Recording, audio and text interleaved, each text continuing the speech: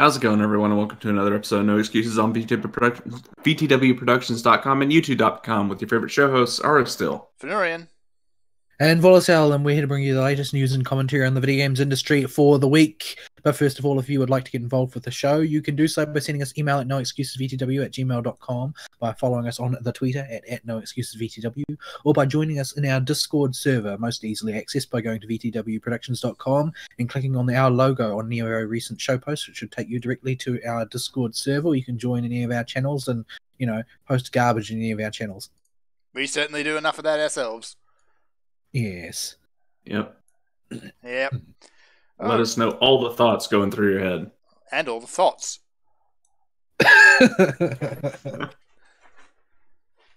Oh dear. So, this week on the stream I'm playing a bit of Reassembly, which is some sort of geographic kind of space top-down shooty game. And everything seems to be made of vines. I don't know why. I don't know anything else about this show. It's Space Kudzu. Kudzu? No Kudzu. This is Space Kudzu. No Kudzu. Kudzu bad. Whee. I had to sit... With that stupid storm coming in, the kudzu has started growing way too fast and has started encroaching on the yard. Because you've got extra moisture and you can't go outside and cut it back. Everything is moist. Yeah, the war of attrition against the kudzu that we will inevitably lose continues. Yes. Soon all shall be green leafy weed. You can't beat the kudzu. There is no victory against kudzu. It's just, you are going to lose. It's just a matter of when. You're just delaying the inevitable. Pretty much. New Zealand has escaped it, unlike Georgia and Australia. We've got our other different types of weeds, but not so much in the way of kudzu. This kudzu is shooting at me.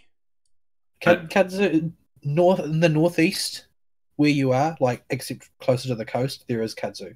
Yes, there is. I will just, one day on my way to work, I'll try to take a picture of just the wall of kudzu off the side of the road. Yeah, I've seen pictures. If you have a chain link fence anywhere in the southern states, it'll just end up as a green wall sooner or later. Yeah, it's been officially logged in New Zealand law as an unwanted organism. Unwanted organism, eh? Yes. I see. Yeah. It's been formally recognised as something we absolutely don't want. Yeah. Destroy at all costs. Yeah, seek and destroy. Don't let that stuff get a foothold. Otherwise, you ain't winning. It's gonna win. Yeah, we've got our own noxious pest species, though. Mainly Australian ones, like wallabies and possums. Yeah. Possums tend to get into everything, and they scream. So much screaming. But I think there've probably been landings of kudzu in New Zealand, but this hasn't taken over. We've got other ones. I think probably the worst one is probably Old Man's Beard. Do you guys have that? Maybe. I don't know it under that name, though.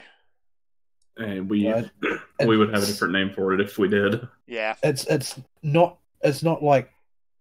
It's a different type of invasive plant. It still spreads like kudzu, but it's not a problem because it spreads. It's because it takes over canopies. It will climb up a tree and it will blanket the canopy and prevent any light getting through. So it kills forests, basically, by climbing over top of them and strangling them. So it's a huge pain in the butt. Yeah. Our problem with the kudzu we have is it generally leaves the already green areas alone, but it will attack man-made stuff. If it finds any kind of concrete or steel surface or any man-made vertical structure, it's I want to live there, and it'll just eat the whole thing. Oh dear. It'll subsume it into its mass. Yeah. Anywho, so I'm flying around with Space Kudzu, and that's probably what I'll put on the show for this week. As for what I did this week, it's been a non-week. Nothing's happened. So, what did I actually do this week? I watched the finale of the Cell Saga on Dragon Ball Z Abridged. They finally released it. I still haven't gotten around to watching it. Yep, well, part 3 went up yesterday. I watched it yesterday. I was waiting for him to put out the final one before I watched it, and I watched it. Yep.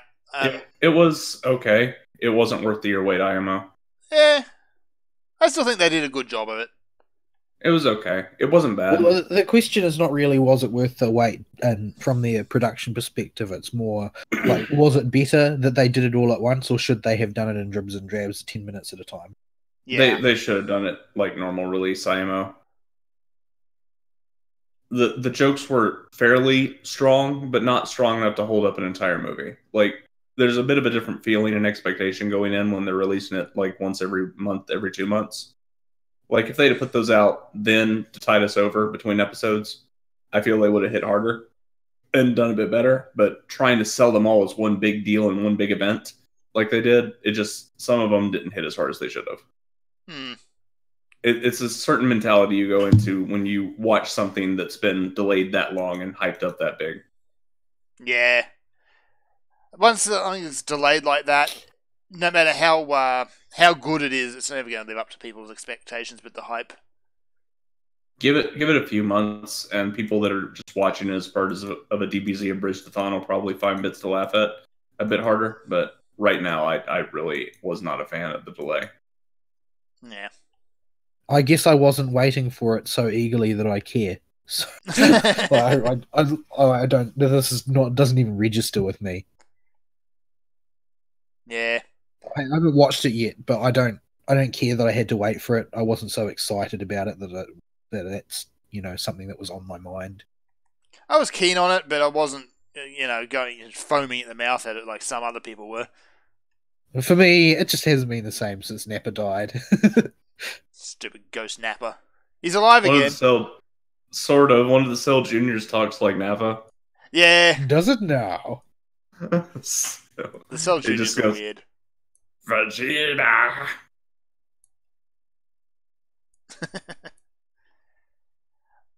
Is there anything particularly disagreeable about it? No.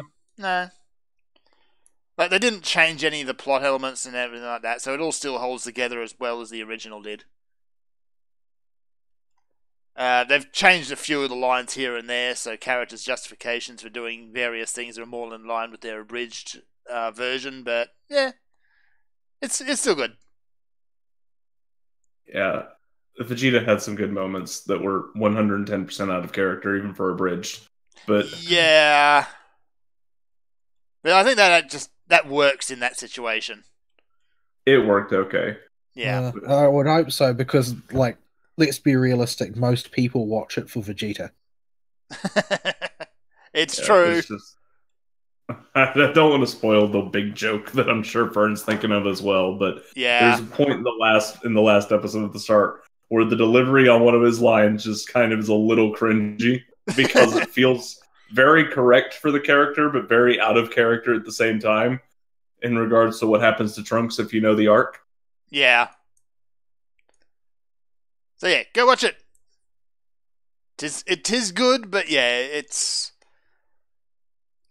an amateur productions, really, so having big long delays, especially when they go to wrap the entire finale of an arc into one, or, well, in this case, 3 episodes, yeah.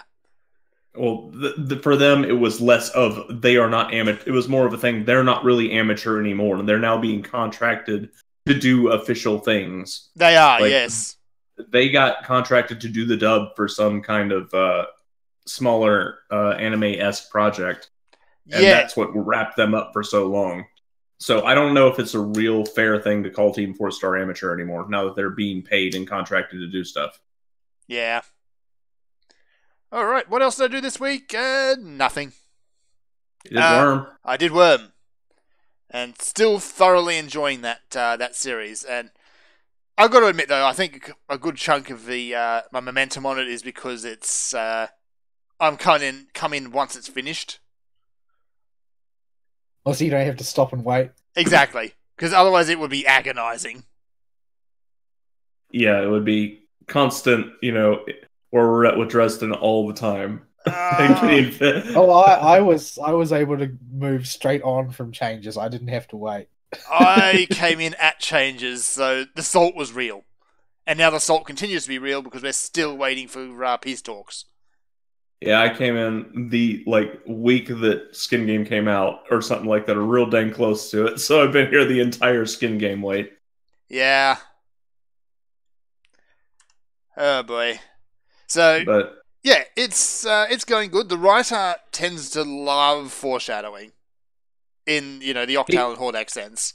yeah, I'm about to say I see. I was going to ask that. Do you mean like in the conventional sense, or do you mean the Octal and Hordak sense? Yeah. no, like I told Fern going into it, I'm like, he graduated from the same school of foreshadowing that we did with Octail and Hordak. Yeah. We learned from the masters. Like on the old forums, he would, whenever somebody asked him if something was coming up that he was bringing up over and over again, and he would just say in everything short of all caps, it's almost like somebody's foreshadowing something. Yeah. Like when they start talking about, well, what gives people their superpowers in the first place is what's killed a trigger event, which is some traumatic experience that causes the powers to activate. There's also something about giant tentacular space things as well, but I don't know what's going on there yet. I assume that's going to get explained. You'll get there. That's finale arc stuff. Yeah. That's, like, you got like 12 more arcs to go before they start answering the space worms. The thing is that whenever you say stuff like that, it makes me want to not read it. Yeah. Well, they don't come up very often. It's just whenever someone with superpowers is nearby somebody else getting a trigger event, they see them again. And then probably forget about them. Having crap like that dangled in my face time after time after time after time. Because what is this gigantic mystery? We're not going to tell you. Nope, we're not. But yeah, as far as actually what's going on, like you had the serial killers turn up, you had the giant kaiju come up and ruin the city, and everything seems to be in a permanent state of decay. But the arc I'm on, the villain he's outright just bad guy, and he's obviously going to screw everybody over. That's actually one thing that I'm sort of interested in, is that I don't think I've really read any stories that actually try and do kaiju fights. Yeah. Like it's not very common, because like the kaiju as a concept is very much a cinema thing. It's not really much of a narrative thing. Mm-hmm. So I'm sort of that's one of the few things about Worm that really interests me, is that I'm sort of curious as to how that's executed. Yeah, I think it works out well. The heroine has a kind of an armband which is constantly updating her on what other people are doing, namely dying. But yeah, it's more follows her and how she's trying not to get herself horribly squashed throughout the fight. The way the kaiju fights are narratively structured is they give all the participants this armband, and this armband has a semi-sentient AI in it that will communicate what the best action that person wearing it could take, and they can relay information back to the AI and the other heroes around, heroes and villains around, because when one of these things shows up, it's a big enough deal that the heroes and villains stop fighting and all turn to go fight the big monster. Yes. So they go through working the best they can with that sentient AI helping. And a lot of the kaiju are treated more as semi-sentient natural disasters than, a monster to fight. Yeah, from what I can gather, that's true for 2 of the 3 that have been mentioned so far. The third one's a bit of a special case. Yeah, the third one's a special case, but yeah. And it's a lot about how the characters deal with the monster, trying to make it in a position at the end of the fight where they can still continue and don't have to just write the city off as lost. Mm-hmm. They're more trying to push back the monster than beat it. Yeah, beating them is not very, very feasible. And so are these sort of encounters things that they have time ahead of time to plan, or do they basically just have to respond and improvise? Largely, they know one is coming, and they know in the ballpark of where it'll show up, but they don't know for sure which one of the 3 will show up, and they don't know exactly where it's going to show up. Yeah. So they'll know about once every 6 months, 6 to 8 months, one of the 3 monsters will show up. They don't know which one, and they know based on the pattern of where they tend to show up, where it'll show up this time, but they're not 100% sure on anything, and the third one can intentionally screw with them and break the pattern on purpose. Yeah. So yeah, So you've got Leviathan, which is basically water-bending Godzilla. You've got Behemoth, which is a mountain on legs, from what I can gather, more or less. He's a Dynakinetic too. He controls all energy. Period. He can do whatever the heck he wants with it, and all the implications in that are true. Yes. Yep. Then how can you ever stop something like that? That's the problem. You can't. You can really only can't. try and slow it down. I don't understand why that thing couldn't just cause everything to die within its radius of control instantaneously. That's what the people. Well, it does. It has just occasionally anything within 20 yards of it or something, it'll just flash everything dead. And if a hero doesn't have a way to protect itself from that, it's dead. Well, yeah, in that universe, from what I've gathered reading through it, Japan is uninhabitable at this point because it did that. Leviathan's not the Dynakinetic. Leviathan takes Japan. Oh, it was Leviathan that Japan, was it? Okay. Yeah. Oh, but that's traditional. Yes. For Japan. That's got to happen. Yeah, but that's a big question all the higher ups are asking as well, is why don't the Endbringers just win? Because they could. Yeah. If they were going all out with the full extent of their known powers, they would just win. And you don't figure out why until they really start exploring the Endbringers. They act more as a set piece in the universe to set up the state of the world until later when you get into their story, which isn't until later. Is a way of collecting everybody together and forcing them to interact. Pretty much. Yeah. And I do like the explanation for why the Endbringers act that way at the end. It's explained in 4 words very clearly as a standalone chapter, and it's the only gimmick chapter that isn't a full chapter. It's just 4 words. Wow, okay. And it makes perfect sense, too, when you read it. Huh. Something to look forward to there, then. Yeah. Right. That's a big question, is what the Endbringers are doing. Yeah. And the second Endbringer fight is much better than the first one as well. The first one is where Wildbow gets his feet under him for the story. And immediately after, that's when it starts to get good. That happens at Arc 8, and that's called Extinction. And then the next one you fight, I won't spoil it for you since you're still reading it firm, but the next fight's even better. Yeah. The first one, a lot of it is just spent in just people dying. Like, he writes out about 1/4 of the cast, I think, in there, roughly. Yeah, he did some serious cast pruning when Leviathan shows up. Yeah. So is he another person who, when he wants to write more story, he creates more characters to do it? Sometimes, he was like that at first, and he realized that was getting out of hand. So what he did was he had Arc 8 happen, and Leviathan shows up and kills 1/4 of the cast, and he rolled dice to see who lived. Yeah. I mean, in Song of Ice and Fire, the Red Wedding was sort of shocking because everybody died.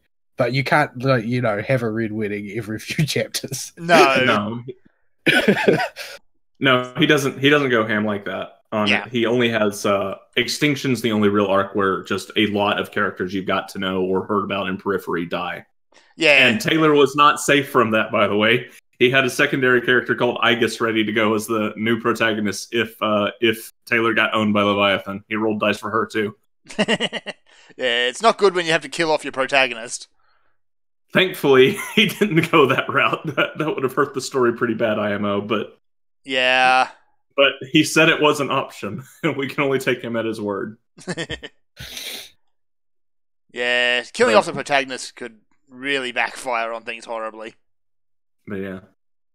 But that revelation with Armsmaster after the first fight is really where things start to pick up for the story. That's because Armsmaster is nothing short of an enormous asshole.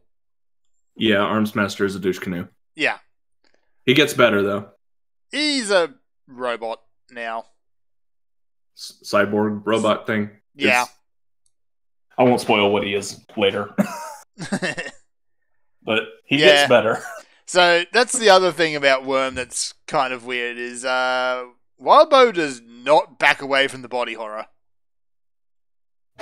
Oh, yeah, you saw what happened in the fridge. Yeah, the fridge scene is... Let's just say it's best that wasn't animated. It would make people puke. A lot. Just, tying somebody's nerves to artificial nerves extending all across a refrigerator so when your friends come to save you, they cause you intense, incredible pain. Yep. While your ribs are splayed open and your innards are strewn all over the place, but you're still alive. Yeah. Yeah, not pleasant. Well, they torture your family and friends in front of your face while you're in excruciating pain and dying, but not let to die. Yeah, there's a reason why the Slaughterhouse 9 in that universe are a big deal as far as big bads go. It's because they're sick. And that's one of the nicer things that Bonesaw does. That's not even her worst. That is not her worst. No, it's not. You get to see her worst later. Yeah. But, Poor Cherish. Yeah, I could imagine Cherish is going to come across the wrong side of her sooner or later. But, yeah. Immediately after all that, you get the conclusion to Panacea and Glory Girl's story, or at least for now anyway. And that is sad. Yeah. That is incredibly important because it's pretty hard to avoid the spoiler at this point, but Glory Girl is the protagonist of Ward. Right. So Victoria comes back as the protagonist of Ward, the sequel. And that event is a big deal. Yeah, Obviously. I can imagine that is going to mess her up. And I'm not going to spoil it because it is, first and foremost, horrifying.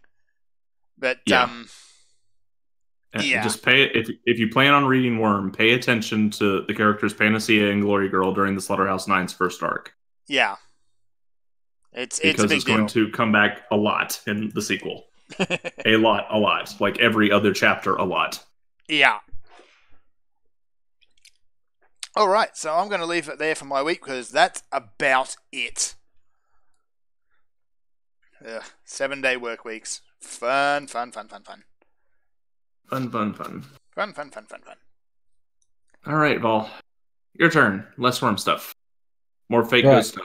We got Fate Go. Well, that's good that you should put it like that since I did blessedly little else. I don't have 7-day work weeks, thank goodness, but the work that I do tires me out enough that I usually don't have a great deal of enthusiasm to do anything by the time I finally stagger back home.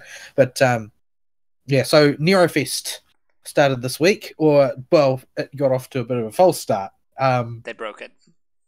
Yeah, they broke it somehow. Yeah. And so we lost like the first 24 hours of Neurofest. They're extending it for a day on the other end because it started late, but we basically went into maintenance and didn't come out again. Yeah. For a day. The upside, of course, is the 21 Apollo quartz we got, plus a pile of golden apples, and that, for those who don't have context, is a colossal amount of Apollo quartz. But so that was good. I did my rolling to start off, or Fern and I took turns rolling because it's sort of like a game now. It's like who's going to have the crappier luck. I win. Fern, I think quote unquote won. Yeah, it's not a win. Like it was a runaway victory for Fenurian in the poor luck stakes this time round. You can have your luck back now, thank you. I rolled 2 10 pulls with quartz and 20 tickets, and I got 2 copies of 4-star Saber Nero and 1 copy of 4-star Caster Nitocris. So, I'm not overjoyed, but I'm pretty happy. I would have much rather getting even a single copy of Nero Bride rather than all of that, but I would rather use Nero as my AoE Saber than that stupid gorilla Gawain. So yeah, I'll take my NP2 Saber Nero and be happy with it in as much as I can.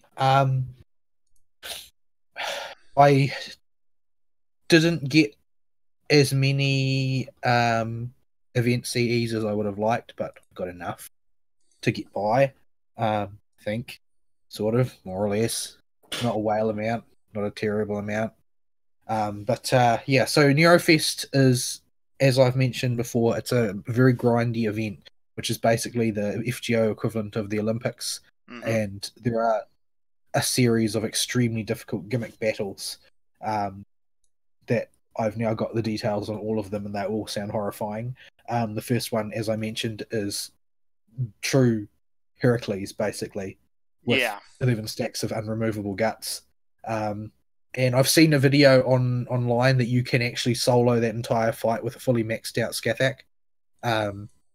Because Scathach's just so good against divine type opponents. Mm-hmm. But I don't have one of those on my friends list, I don't think, so I'll just have to... Mine's level 23. Yeah, I don't think level 23 is going to cut at me. She's got level 1 skills and everything. One's the best, right? Totally. It's the skill amounts are pretty much of a muchness for a lot of servants. It's the cooldown times, which improve at level 6 and level 10. So, yeah. So you need to have a Scathach with level 10 skills and to have the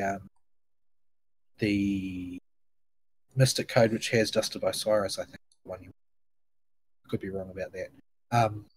And the you need to have a max limit break, White Rose Princess CE for Scathach.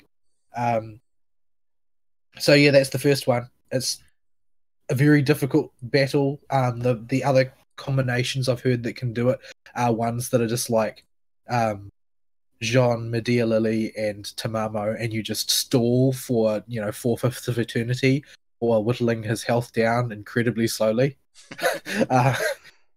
And I saw one guy post online that it took him 149 turns to kill Wow. Heracles, because he just stalled and stalled and stalled and stalled and stalled. That's just complete nonsense. Yeah. The second act will be Scathach and Cuchulainn. Which at coup? 500,000 hit points for the principal one. Okay. 500,000 hit points for Scathach and 300k for Cuchulainn. And they need to die in the same turn. I hate fights like that, no matter what game it is. AoE instant death. Oh joy. And Ku has his infamous dodge ability, the protection from arrows. Ugh. Which is a 3-hit evade. Yep. And of course, both of the Noble Phantasms have their death status. Of course. So you got to blow him up really, really, really quick. While he's dodging. If you somehow manage to survive the AoE instant death, or you bring in your second string after that, the surviving one gets a humongous amount of buffs and instant death chance on every attack.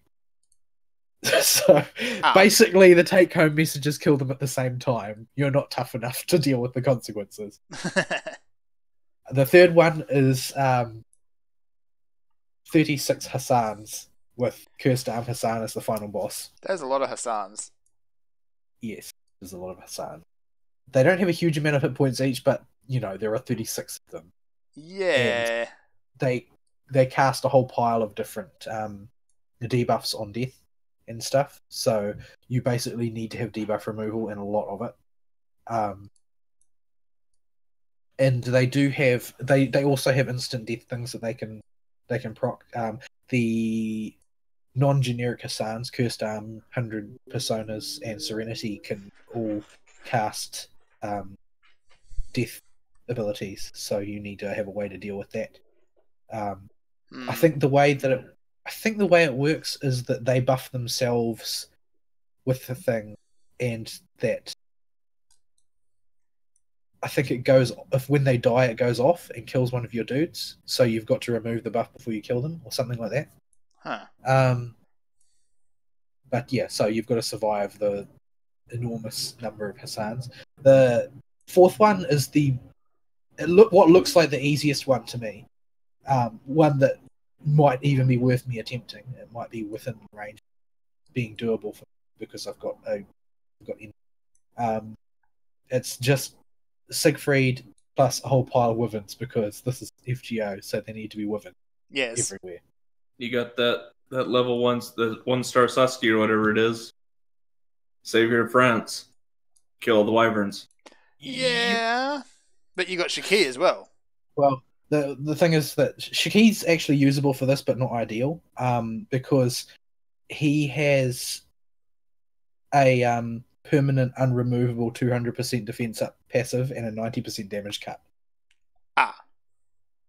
So you basically don't really hurt him when you No. hit him. You tickle him lightly. Oh, and also he starts with his Noble Phantasm full. Oh, of course he does. And he has a self-charge for his Noble Phantasm. And he can remove debuffs and he can heal himself. Right. So basically he's a tank. So I think we should probably point out, in case it isn't obvious, this event is not entirely fair. No, it's not meant to be fair. Like, the recommended level for these fights is 90++. Yeah. So yeah, the reason I say that I'm in a reasonable position to attempt this one, if I really felt like it, is that I've got Emir, because Emir's Noble Phantasm plays on the fact that he has, like, you know, all the Noble Phantasms, and he unlike Gilgamesh, he knows how to use them. So that is expressed in game by the fact that no special defensive buffs work against his damage in his Noble Phantasm. Mm-hmm. So yeah. Yeah, the horrible phone lag is just a side effect. Pardon? The horrible phone lag he inflicts is just a side effect. Yeah, so that's not deliberate. Yeah, so might be doable. You've pretty much got to use things that avoid defense, and Shaki's another one that does that. Mm-hmm. Doesn't have any type advantage, so sort of yeah, a bit dubious, but you could use her. The fifth one is the Thought Queen. Why? All of these thoughts going through your head.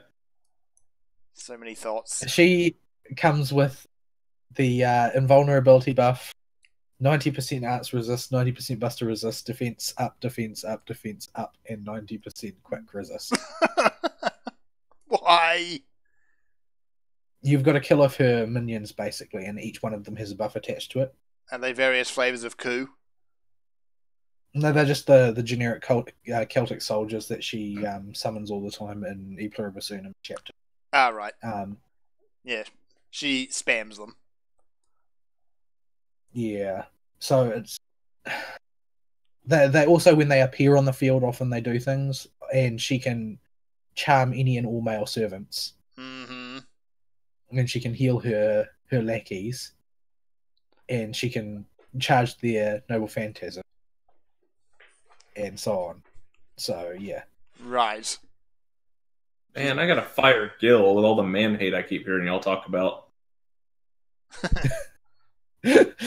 Yeah, there aren't that many female hate servants. There's Carmilla and a couple of others. I don't remember. Yeah. Most of the gender hate stat is anti-male. Yeah. Jarmid, I guess. He's more of a charm.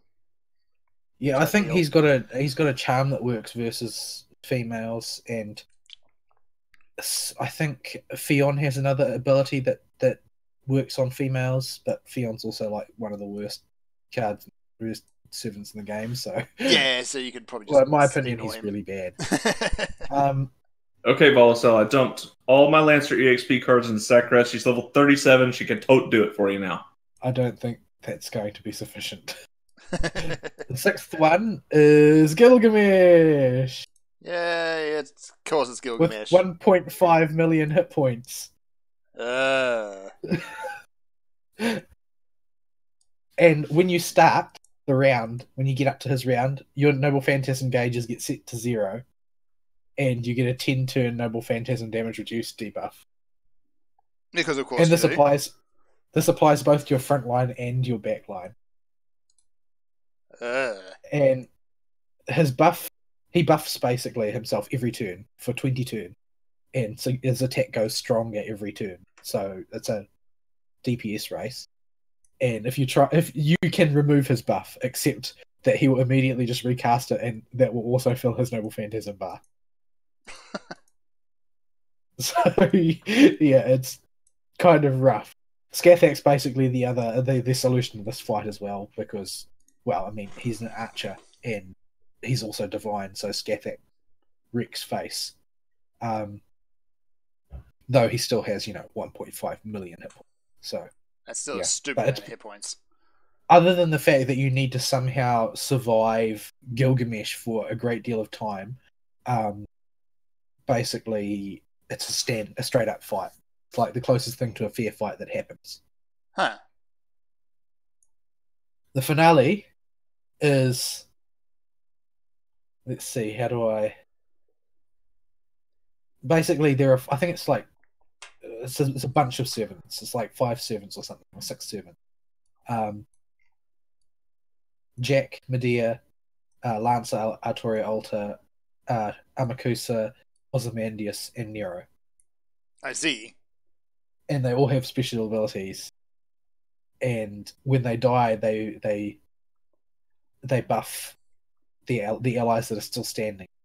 Yeah. Basically, this is a fight that you need command seals to do, pretty much. Yes. So Jack, how does it go? When she starts, she reduces the buff success rate of her opponents, and when she dies, she applies a buff to her allies, which heals them 5,000 hit points every turn. Oh, wow, okay. Medea uses, when she comes in, a 1,000 damage poisoned on all opponents for 10 turns. And when she dies, she increases the defense of all her allies by 50%. When Lancer Alta dies, she doesn't have anything when she comes in, but when she dies, she causes the Noble Phantasm charge rate of all her allies to double. Ah. Oh no. When Amakusa dies, and Amakusa, hold on, I'm trying to work out which of these things are when it comes in and which ones when they die. When Amakusa dies, the maximum hit points of your team drops by 2,000 for 10 turns, and the crit rate goes down as well. For grief. No, his team's crit rate goes up. Someone just hates the player base. When Ozymandias comes in, he increases attack and defense for 5 turns and heals 3.4k hit points when he comes in, and also charges the Noble Phantasm by 1 notch, and when he dies, he gives all his allies ignore evade. Oh. So, no getting around those Noble Phantasms by dodging. Nope. And Nero comes in with 3 stacks of guts, each of one which will revive her with 51k hit points, and unremovable passives for increased crit rate and damage, and increases attack and defense for 5 turns, heals for 3.4k, and gives all her allies guts when defeated. That's just nasty. So, yeah. I don't know much about how the fight is supposed to go, other than apparently you should try and leave Medea alive and just deal with the rule breaker spam, because that 50% defense buffers will make everybody survive too long. Mm-hmm. So, yeah. Thankfully, they don't have too many hit points, because if they did... Yeah. Man, I've heard that this was... Pardon me, that this event was originally released in a buffed state. Like, when it first came out, this fight was way, way, way harder. But it had to be nerfed before the end of the event because nobody could clear it. So, yeah. These exhibition fights, they all reward 5 of a high tier material and a summon ticket, but I don't think that the odds of me actually doing any of them are pretty low. Like, I would rather just farm the lottery than suffer this, to be honest. Doesn't cost very many AP though, so if you wanted to take a poke at it, you cost 1 AP per attempt. Yeah, so they know you're going to take a lot of attempts to get through these. Yeah, but so Nerofest for me is basically going to be focused on doing all the mandatory stuff that I need, and then just basically bleeding the lottery dry of as much QP and EXP cards as possible, because frankly, I'm really, really low on them now that I've got so many servants that I want to level up. Because when the dam of my luck broke, it broke all at once. So I've got lots of stuff I need to level now. But yeah, I don't know that I really did much else this week other than play FGO. The first round is really rough, so I'm basically just going to farm medals in it. I don't think I'll bother trying to farm petals deliberately. But what did I play a video? I haven't played any of Destiny 2. It's bland enough that I don't really feel a strong urge to play it. Like, it's not like I hate it, but it's not very special. It's kind of bland. So would need somebody that really wanted to play with me to consider playing.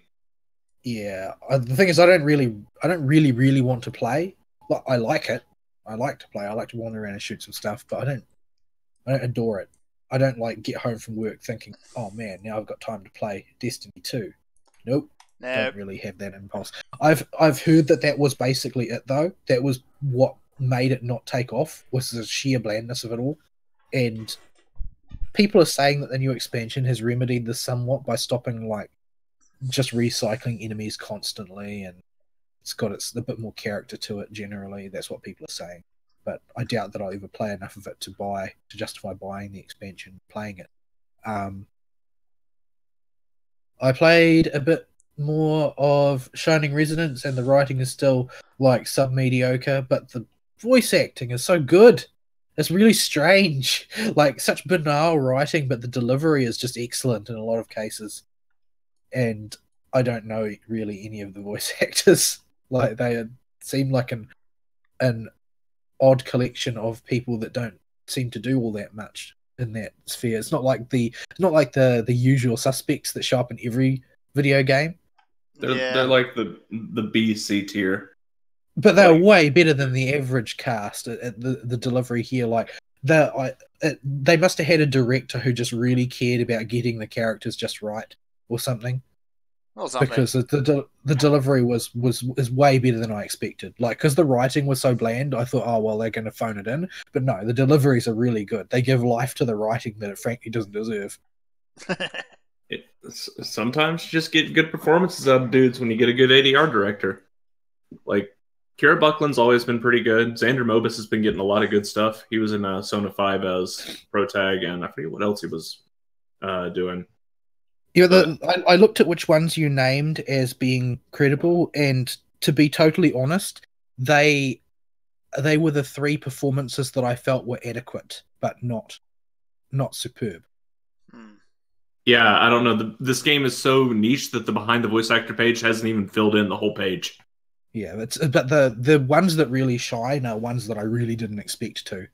So, but I mean, they're all good. All of the roles are done relatively well. The protagonist is a bit spotty in places, but protagonists usually are because they're designed to have no personality. Mm-hmm. But there are some parts in there that it's just like, wow, they really coached to these lines. I don't know if it's just that I'm so used to really badly done ones, but I mean, if like you compare it to, like, the thing is, my context is really bad because the Tales games that I've played have such bad voice acting. Yes. Yeah. And it is the most like Tales amongst JRPGs. But people also like to say that Final Fantasy 15 has really good voice actors.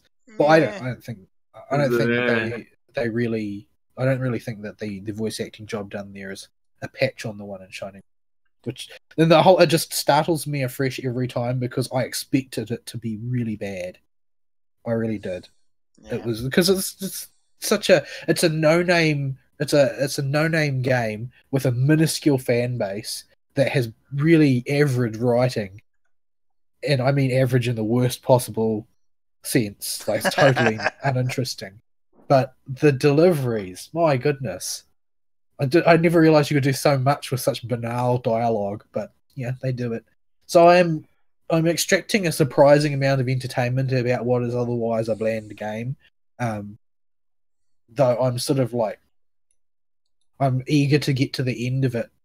I've got several different instincts warring within me. One of them being my compulsion to grind so that I can outlevel and WTF own everything that I come across. Which is, I don't know why I like doing that, but I do. Even though it usually ends up making me mad because there'll be a boss fight and I'll utterly crush it. And then the follow-up line will be, I was just playing with you, bam, I just owned you. Yeah. It's like, do you have any idea how badly I dicked you up and down the battlefield?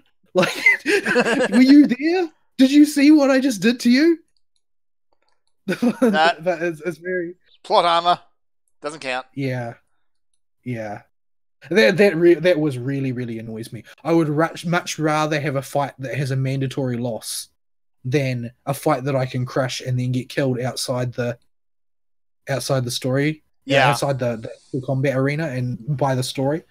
And that was the thing that ticked me off the most in, well, aside from certain things that we've labored at length regarding the ending. It was one of the scenes that ticked me off the most in the Mass Effect franchise, was where you're chasing that ninja guy, whatever he is. I don't remember. What's his name? I don't even remember. He's a bad guy anyway. But you're chasing him around. Anyway. And he basically gets in a helicopter and flies away while you're trying to catch him. And like, I was playing, because I always play the melee class in first person shooters because I'm strange. I was like, I psychokinetically fly through the air like a cannonball and impact people. And I'm, for some reason, not using my biotic powers, running on foot and letting him get away in a helicopter that I could literally cannon myself into with psychic powers and blow up. Like, yeah. Why? Exactly? Why is that? What is the magic involved in this silly helicopter that I can't blow this guy to Kingdom Come like I really want to? No magic. Commander Shepard's just a bit of an idiot. Yeah. When necessary. When necessary, yes. But yeah, I know plot gameplay segregation, but you really can't give someone, godlike power and then expect them to just not use godlike power when godlike power would be really handy. Not to mention really fun. Oh, okay, it's starting to click. I'm going through the BA cast a bit deeper now with some of the names when I did some digging. These are the guys that did the game Danganronpa characters. The game version of the characters, not the anime. Yeah. I haven't played the game version, so... Yeah, so the video game version of Danganronpa is known for having pretty dang good voice acting, and a lot of the team that did the voices there that kept getting recycled across games are characters in Shining Resonance. So that explains a bit. Pappenbrook's not here. Pappenbrook only did Mikoto, and he was the only one that got contracted to stay on with the anime because he's a union twerp. Yeah. I almost said a really bad word right there. I had to bite my tongue pretty hard. Yeah, don't do that. But yeah, okay. So it's that studio, and this studio has a bunch of no-names that are all really, really good. Right. Well, so that makes sense. Yeah, that was my experience of it, was that they were names that I didn't recognize at all, and yet their delivery is like head and shoulders above what I expect from the usual suspects who get in every game. Yeah. Well, I'm really starting to think that this whole union shilling thing is just holding the industry back. Yeah. Oh yeah. But, I mean, that's basically what unions are for. So. Oh yeah. But yeah. Especially entertainment industry unions. Yeah, herder, writers strike, herder. Yeah, so what else? I don't know that I really did a huge amount else. I'm still just watching the usual suspects for the season. Anime season has been relatively banal, but the stuff that I said last week has continued to stand for this week, in that Planet With has really rallied into quite a watchable show. They do their big fights well. They save the budget where they need to. They spend the budget where they need to.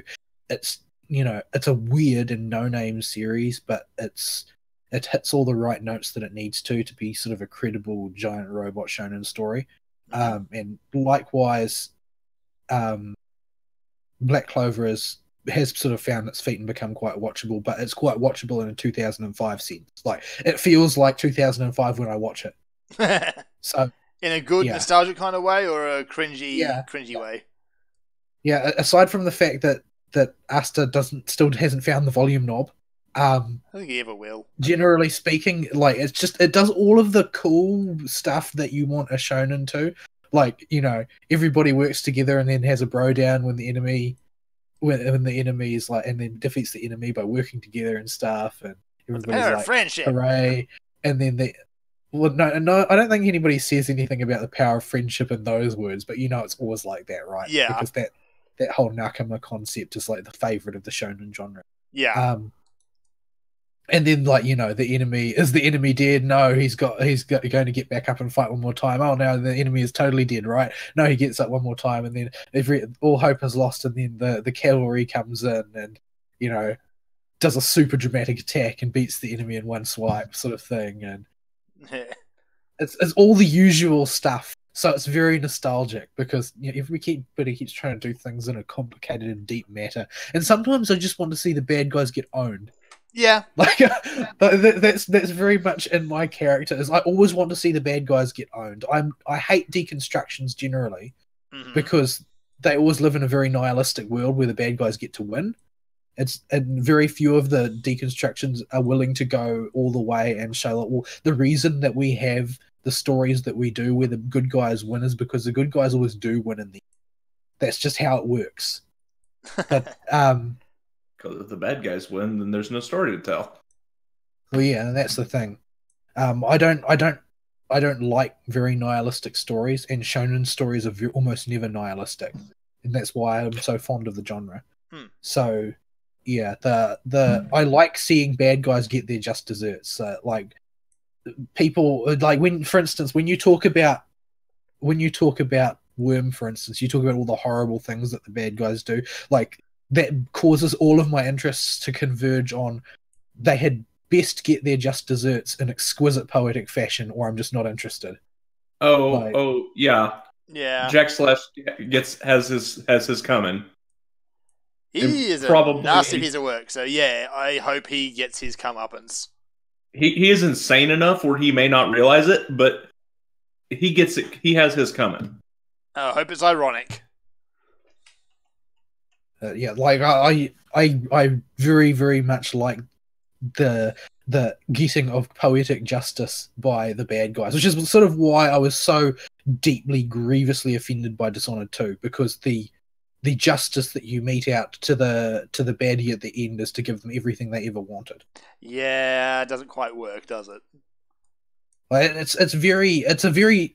offends me on multiple different levels, because it's like, well, not only does she not get what she deserves, despite the sort of the extremely relativistic nature of everything that you've been pushing so far, if you put a person in a perfect illusionary world that they will never be able to determine as fake, and everything goes their way, is that actually a punishment? Like, how is that a punishment? That's just they can't tell that they can't tell that they lost. They can't tell that they ever lost. They don't have any enemies anymore. They get to rule the world. They get to literally rule the world, and to them, their world that they rule is indistinguishable from the real one. So the only way that it can be interpreted as bad is if you attribute some special value to the truth. But the game has been so relativistic for so long that, like, well, what value does it really have? Why is the fake world worth this when she gets everything she ever dreams and everybody in the real world gets to die of plague? Like, that's the problem there. Like, there's no justice dealt out, and in a game which had dealt sadistically poetic justice to all of the minor baddies, or actually it would be more accurate to say to all of the male baddies, because the female baddies always get off scot-free. To all the minor baddies, then yeah, it's not. I'm not sold. Yeah. Not sold. But yeah, I'm always looking for stories that don't upset the scales of justice too much. Like, it's all right having, villains that are powerful and villainous and they do all sorts of horrible things, but if the story does not have that catharsis of things being put to right, then it doesn't really. I won't remember it fondly at all. And I think this way more strongly now than I used to, because of the fact that that story arc, that completed story arc, has become unfashionable for some reason, and like for some reason people believe that it is better for a story to have a more bitter ending than a sweet one, and I don't really understand why. It's like, oh, because like the world sucks, man. It's like, no, well, I mean, realistically, in the world things have gotten better over time. Like, there are less people dying of Black Plague now than there were 500 years ago. Like, it seems like an improvement.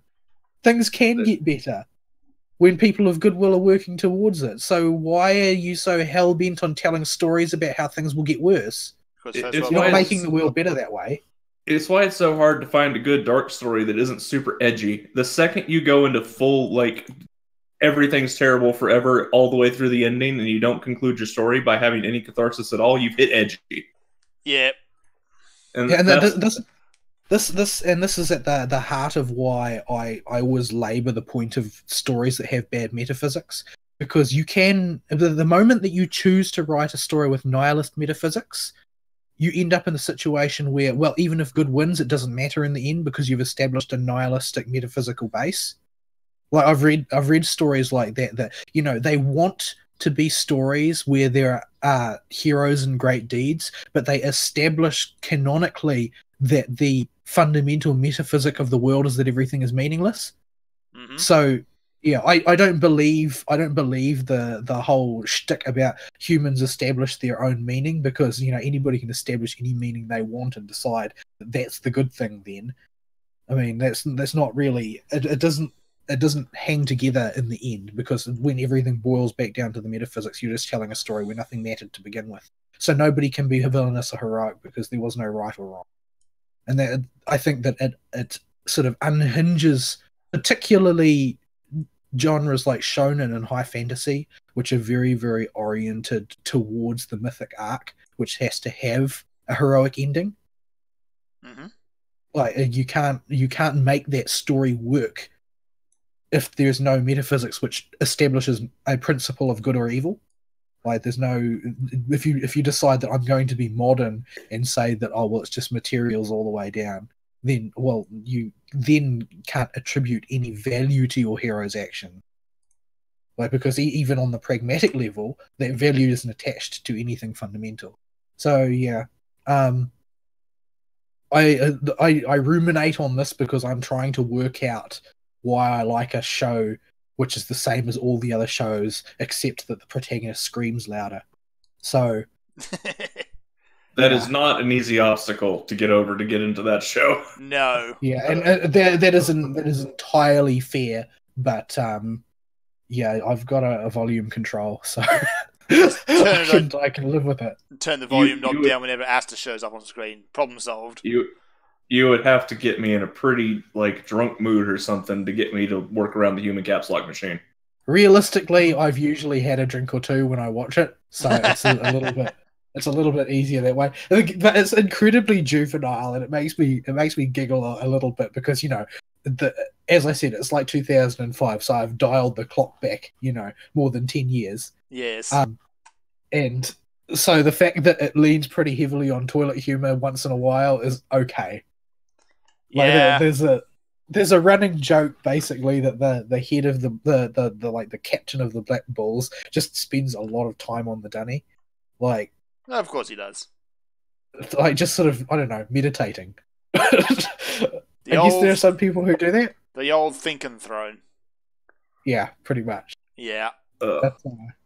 Thinking of the voice acting cast for that studio and the Danganronpa stuff, and just Coach Nekomaru just screaming about how he has to go take a dump every 5 minutes. Yeah, that's always extremely off-putting, admittedly. It's funny the first few times, but really... All I can think of is Patrick Seat screaming an S-bomb every time he's got to go take a dump. Yeah. He's very loud and very enthusiastic about his bowel movements. Anyway, I'll leave it there because I don't really have anything else much to talk about. I keep intending, like, oh well, I'm sure this week things will go a bit better, and I won't end up late at work every day, and I'll come home and I'll have a bit of time, and I'll get to spend a little bit of time playing this.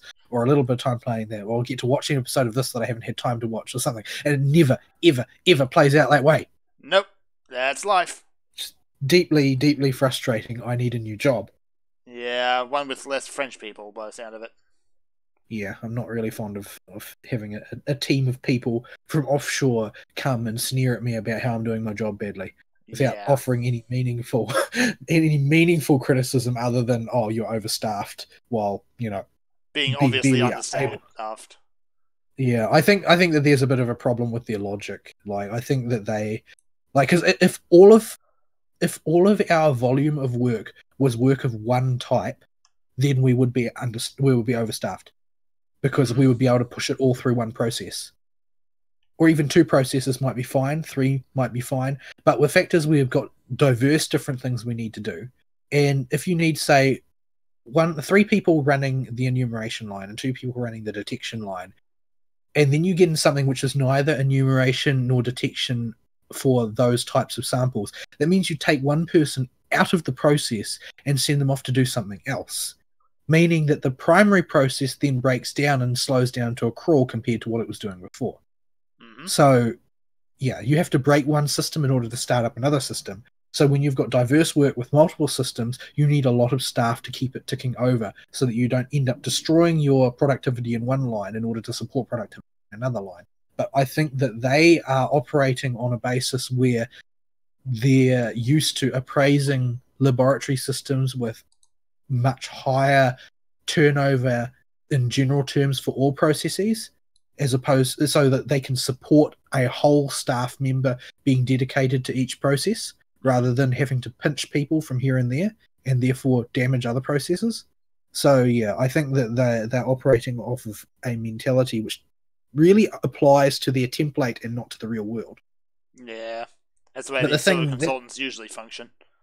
Well, yeah, that's the thing with expert consultants, though, right? The expert consultant's job description is, I am always right, you must listen to what I say. So, yeah. Despite less all consulting, evidence, more demanding. Insulting. Not a very apt job description there. No. Yeah, I'm not especially fond of them. I'm glad that they're gone, but they have left behind a whole bunch of stuff that the higher ups from head office think that urgently needs to be implemented. And this means that we're in this awkward situation where we're trying to implement 2 systems alongside each other which aren't compatible, because the verdict had been handed down that we're supposed to implement a system called Lean, which people may have heard of, which is basically a production efficiency rubric of sorts that you're supposed to use to streamline production.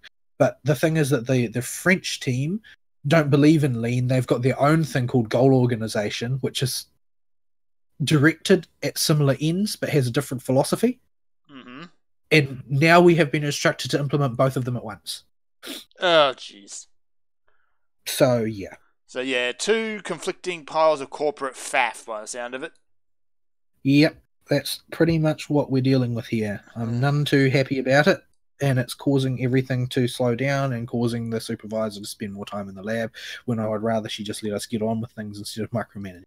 Mm-hmm. So, yeah, because the more micromanagement that is applied to us, the slower we work. Yep. When we work inefficiently, the supervisor decides we need more supervision. So it becomes a vicious cycle. A stupid cycle. Yeah, I want a new job. I don't know where I can find one. Yeah. Can we become wealthy YouTube e-celebs and just play video all day? Only if you don't mind surrendering your dignity, your standards, your morals, or your ethics. And we'll have to get like sponsorships from Crunchyroll and Blue Apron. Everyone seems to be sponsored by Blue Apron these days. At least Blue Apron aren't giving their money to SJWs. And yet. But, I don't know, we go get a sponsorship by, I don't know, Normie Box or something. Ugh. Yeah, let's not. But I don't want to work, I want to play video all day. Yeah, I know. I want to be a professional useless person. Professional drain on society. Oh. Don't adult kids. Don't adult. PewDiePie got rich. Yeah, that's the big thing. If you want to be rich on YouTube, 90% of it is just dumb luck. Yeah. We should go to a break. We probably should. So, we're going to put on some music because I've got to pee really bad and we'll be right back. I'll try and haul myself out of the pits of despair.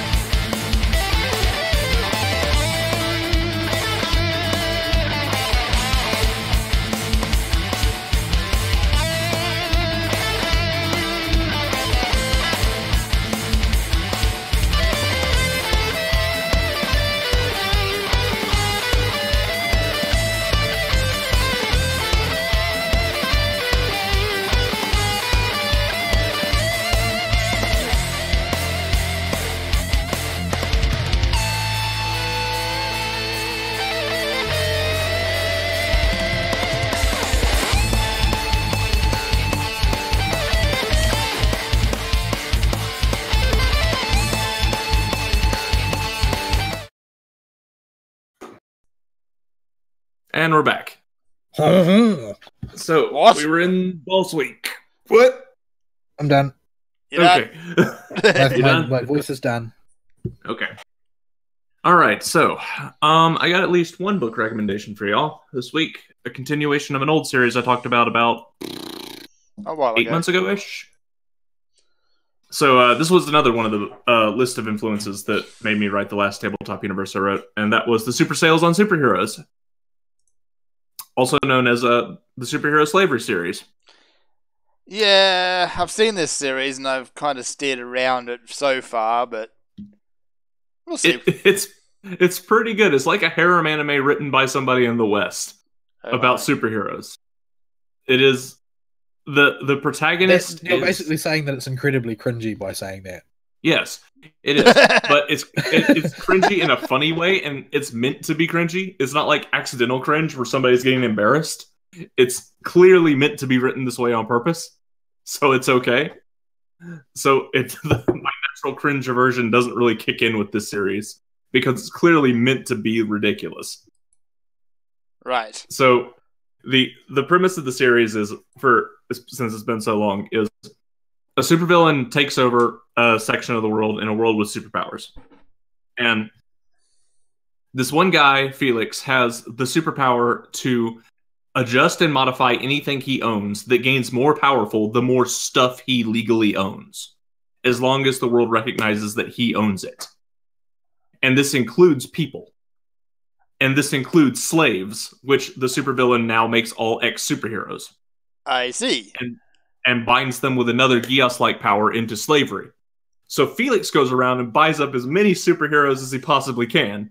Usually superheroines, because he's got to make a harem. Of course. And yeah, he goes around and he collects them and he stops them from having horrible fates by taking them by being owned by him. But the thing is, Felix is not a good guy by any stretch of the imagination. You could argue for either true neutral or lawful evil or somewhere in that spectrum, but nowhere on the political axis or alignment axis would you ever put him anywhere in good. The dude has a sausage machine in his basement that he throws his enemies into. Yeah, so he's a cannibal. Well, he's not. He won't eat the sausage, but if superpowered people eat the sausage, they get powered up. So... Oh dear. So, like, the dude turns people into sausage. He's not a good person. but yeah. It's a very interesting series about this guy who's just way too pragmatic for his own good, attracting a whole lot of the wrong attention when he discovers the extent he can run his powers to. And it's really interesting. I don't really want to give most of it away because it's going to be a fairly short series and only 3 books, but it's worth looking at if you just want a silly harem that is a little bit on the darker side with a lot of black comedy. But yeah, the sequel to it came out, and it follows much in the same vein as the first, with Felix now more established and having recovered from the big crash and burn that happens at the end of the first book, and realizing that, oh wait, if I stick my neck out there and start gathering up all these heroes and amassing a power base, people don't like that in a world run by supervillains, and they're going to come after me. So this is him doing the next logical thing, which is, I'll just run for mayor. What? And this blows up in his face about as well as you could expect. So, Rise. So yeah, it's an adventure of him and his harem trying to survive him running for mayor, even though everybody in his harem going, Felix, this is a really bad idea, dude. And yeah, everything blows up, everything goes dark for a while, and then Felix has to come out and save the day by being, a very, very pragmatic idiot. So Right. That's a very vague sense of what's going on in the books, but if that sounds interesting, you can take a look at it. I really enjoyed the series. Sounds confusing. It does a It bit, doesn't it? So, yes, it is a very confusing series when you first read it, but I think it's good. It's fun. It's not deep literature by any stretch of the imagination, but it's good turn on and do something else material. So that is what I recommend it for. If that sounds kind of interesting. Let's see. The Kate Daniels series put out its last book this past month, and just to say I finished it because I read all the other ones at a friend's recommendation, I went ahead and finished it. And this was a series I started when I first started it. I kind of liked it. I thought it was doing pretty well, and then we got into Where Species Romance. And the What? Hold on, which series was this again? Kate Daniels. This is that Harry Potter parody one, isn't it? No. This one is set in Atlanta in a world where magic comes in waves, and for half the time, for a few days at a time, magic will work and all the magical stuff is in effect, and then for the other half of the time, the technology works and phones and guns work and all that stuff's out in the world and working okay, and it keeps flipping on and off as to whether magic or technology will work. Sounds like a very unstable world. It is. So like tidal sort of thing. I don't think I know what you mean by that. Like the tide goes in, magic is working. Oh yeah, I thought you were referring tide goes to out, something technology called is the title. working instead. Yeah, something like that. So the Kate Daniels series follows Kate Daniels, who is a girl with super duper magical bloodline, because they always are in female protag romance urban fantasies. And she meets the were monsters of Atlanta and falls in love with their leader, Corin, the were lion. And the first 3-4 books are them playing Will They, Won't They? And it's fairly interesting and okay for a little urban fantasy romance. And then they finally get together and they have to contrive reasons for them to fight with each other. And it starts to get really obnoxious by about the book 7-ish. And then they finally get married. And I was really not a fan of these books until this last book. The second half of the series had completely killed it for me. I just did not care with all the reasons they were coming up with Kate and Corin, her were-lion boyfriend, to fight with each other. It was starting to get very repetitive very fast. Yeah, and it would. You didn't say that about Ranma. It's a bit different when you're watching a comedy anime and you're reading a serious romance. When it's the same conflict over and over again with the same characters, it's just ugh.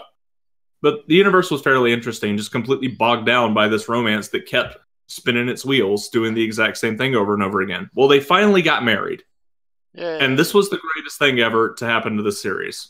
Where I've said before that every good romance story has to end with a wedding or it wasn't finished. Yeah. So this one actually takes it a step further. This last book is set after the wedding. It's set after Corin and Kate have their first kid. And we get to see what happens when mom and dad have to try and raise the Mary Sue that's been born of, the world's strongest shapeshifter and the world's strongest magus, effectively. Yeah, that sounds like a Mary Sue waiting to happen right there. Yeah, but we don't get the kid's perspective where he saves the day. The kid's a nuisance the whole time. And we follow his parents around trying to keep children are. That's sort of what they do. Yeah. So it was a really interesting take on it. The kid isn't grown up and old enough to do anything. He's like 1.5 years, 2 years old. He can barely speak. He can mutter out the occasional word. But it's a bunch of them running around trying to keep him safe while they deal with the overarching problem, which has been Kate's dad, who is a very, very old, very powerful dude in the world that existed in the last age of magic, which was about 3,000 years ago. And he is Did the leading couple of the Monster Hunter series ever have kids? Yes. I never read the first couple. Yeah. Did they? Did Julia and what's his nuts have a kid? Yeah, they did. I know they got married, but did they have a kid? Yes. I think they did. Yeah. It's been the last ignoring what Fern's saying. I keep saying yes. There is baby. Okay. I'm trying to remember the last book. The last book was such a filler book in Monster Hunter. It was. I can't really remember.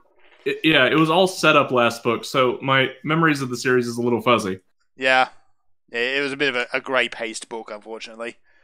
Yeah. I mean, it'll work better when you can follow up with the next book immediately afterwards, but yeah, the last Monster Hunter book was very much so a setup book. Yeah. But yeah. Kate Daniels ended on a higher note than I thought it would. It unfortunately has a couple chapters that go way too into graphic detail with the upcoming sex. I don't know how deeply it's described because I started mashing the skip 30 seconds ahead button. But it appeared to go on for at least a full 4 minutes from what I was skipping. That's a bit cringy. Yeah. It is. I don't understand why writers do that. Like they feel that they've got to somehow, in order to obtain some weird credibility, they've got to write a graphic sex scene at least once. Yeah, like this is the third time in this series they've done it, and like it is one of the things that I feel the need to warn people about, and it definitely took some points away from me while reading it. Yeah, it's like I normally avoid that sort of stuff. It's just it. Yeah, it's always awkward. Like it's weird and voyeuristic. I don't understand why you would like that. You take what would be a rather really romantic moment and just ruin it by adding way too much detail. Yeah, I don't care. And comments about mollusks. Oh, well, yeah. Yeah, and it's even worse when one of them's a werelion. It's just like somehow I was like, I really, really don't want to hear this with one of these dudes as a lion. Yeah, there's a whole bestiality angle here that I just never wanted to think about, and you're trying to make me. It's furries now, isn't it? Yeah. So fast forward through that part. It's thankfully only at the tail end of one chapter. But yeah, the Kate Daniels series is hit and miss the whole way through. I would not recommend it to people that don't like urban fantasy romance at all. But if you can tolerate it, even, it's fairly good. But if it's something you don't like, which a lot of people don't, that's because urban fantasy is almost ubiquitous with terrible writing. Yeah, then stay away from this one. The problem is that it's also become like it's inherited an overlap from Twilight. Yeah, that's the thing.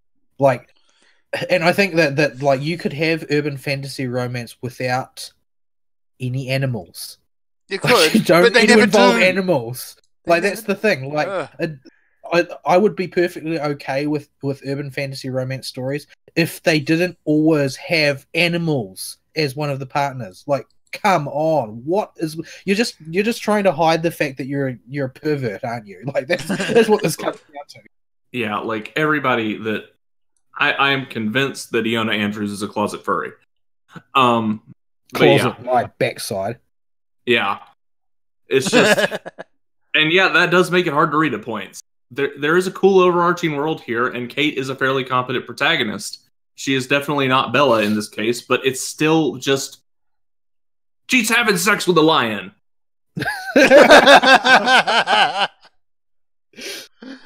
There's no two ways about it. Pretty much.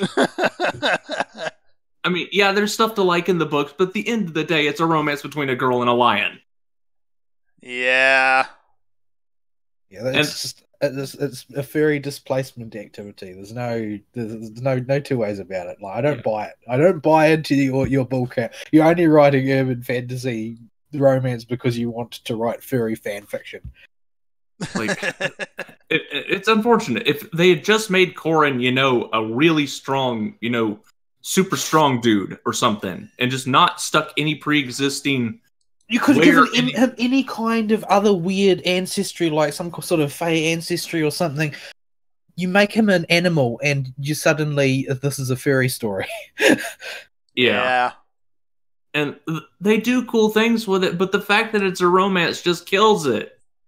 Because one of the partners is an animal. It's just, just ick.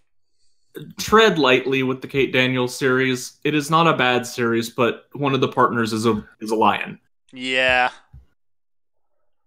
Boy. But yeah, I read that one on a friend's recommendation, and I'm not listening to her recommendations anymore. Well, that sort of thing is always for girls. Yeah, but like that's the female archetype, right? The girl which is able to civilize the bestial male. Like that's the standard civilizational archetype for female-centric romance all through history. Yeah, that's just the way that story goes. The story always goes the same way. You see it even in like Disney's Beauty and the Beast operates the same way. The civilized female brings sort of like civility to the bestial male.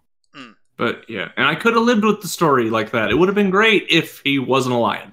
Yeah, the thing is, when he's an actual animal, like that's a bridge too far. I'm sorry. Yeah, like it would have been a really good series if I could get over the fact that she wasn't having sex with a lion.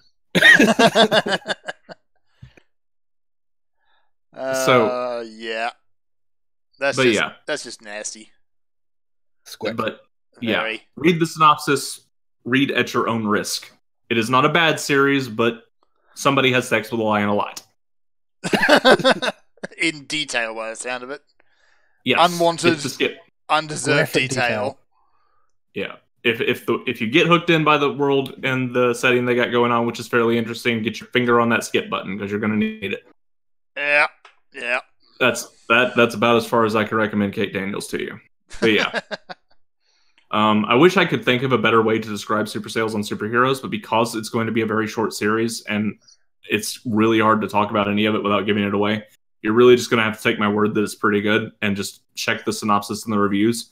How much you want to dig into spoiling yourself is up to you, but I thought it was pretty good. And one thing I was fairly impressed with the series on before I leave it alone is with Super Sales, that is the writer clearly has a left lean, but he goes out of his way to dodge social justice tropes.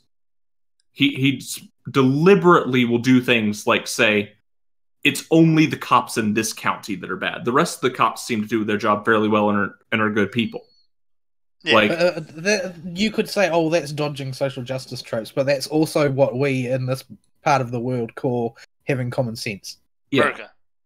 But yeah, I'm it's just something I've noticed. Like he has the misbelief that, you know, all people on the right are crazy Westboro Baptist Church bigots and stuff, but he tends not to focus on it, and that really only shows up in one debate where one guy from the South shows up running in the city for some reason.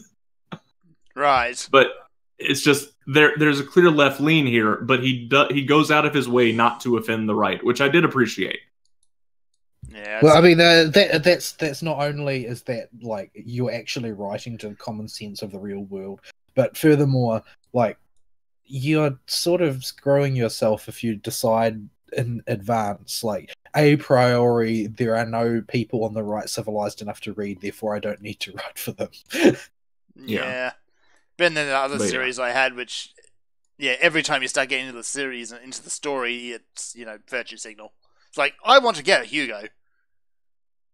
Yeah, it doesn't seem like it's going to crash and burn like the Iron Druid Chronicles did, which was the most spectacular crash and burn I've seen in a long time. It was fairly impressive how bad that series crashed. Full SJW tart all the way for the last book. Yuck. I actually hit my refund limit on that Audible account returning that book. Wow. Return the entire series at once was probably not a good idea. No, that would raise some red flags. Yeah, I just went to Audible and said, you're taking every single one of these back after that book. I was deeply offended on a moral level with that book. And what it expected me to be okay with. Yeah. But yeah. Okay. So yeah, those are your books. I've also been going through, I'm caught up with Ward, which is the sequel to Worm, and I'm a little scared to jump in the shark. Uh-oh. So there's a character whose power portfolio includes cameras, camera creation, manipulation, anything you can do with a camera. And she already is a quirky character because she stretches the meaning of camera to anything that she can possibly think of. Like a microphone is just a sound camera. As long as she can use the word camera for it, her brain and power can wrap her head around it and make her able to operate it. This apparently includes creative use of the off switch of a camera where she can drop said camera from orbit on top of the big bad's head.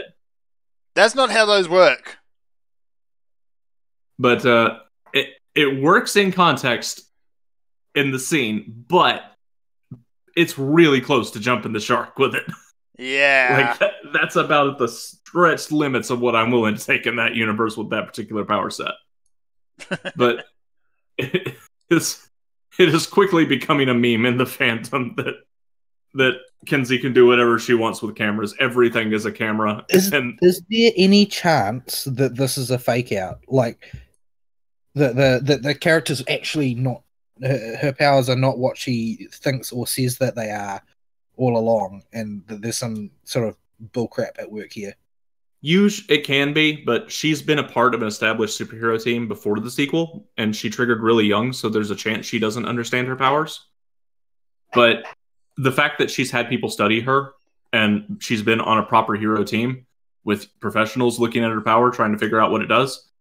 Generally, it doesn't go that way, but since she's a main character, it could. It would not be out of the question. This whole group seems to have a lot of problems with them, with the hero team that's being followed in the sequel.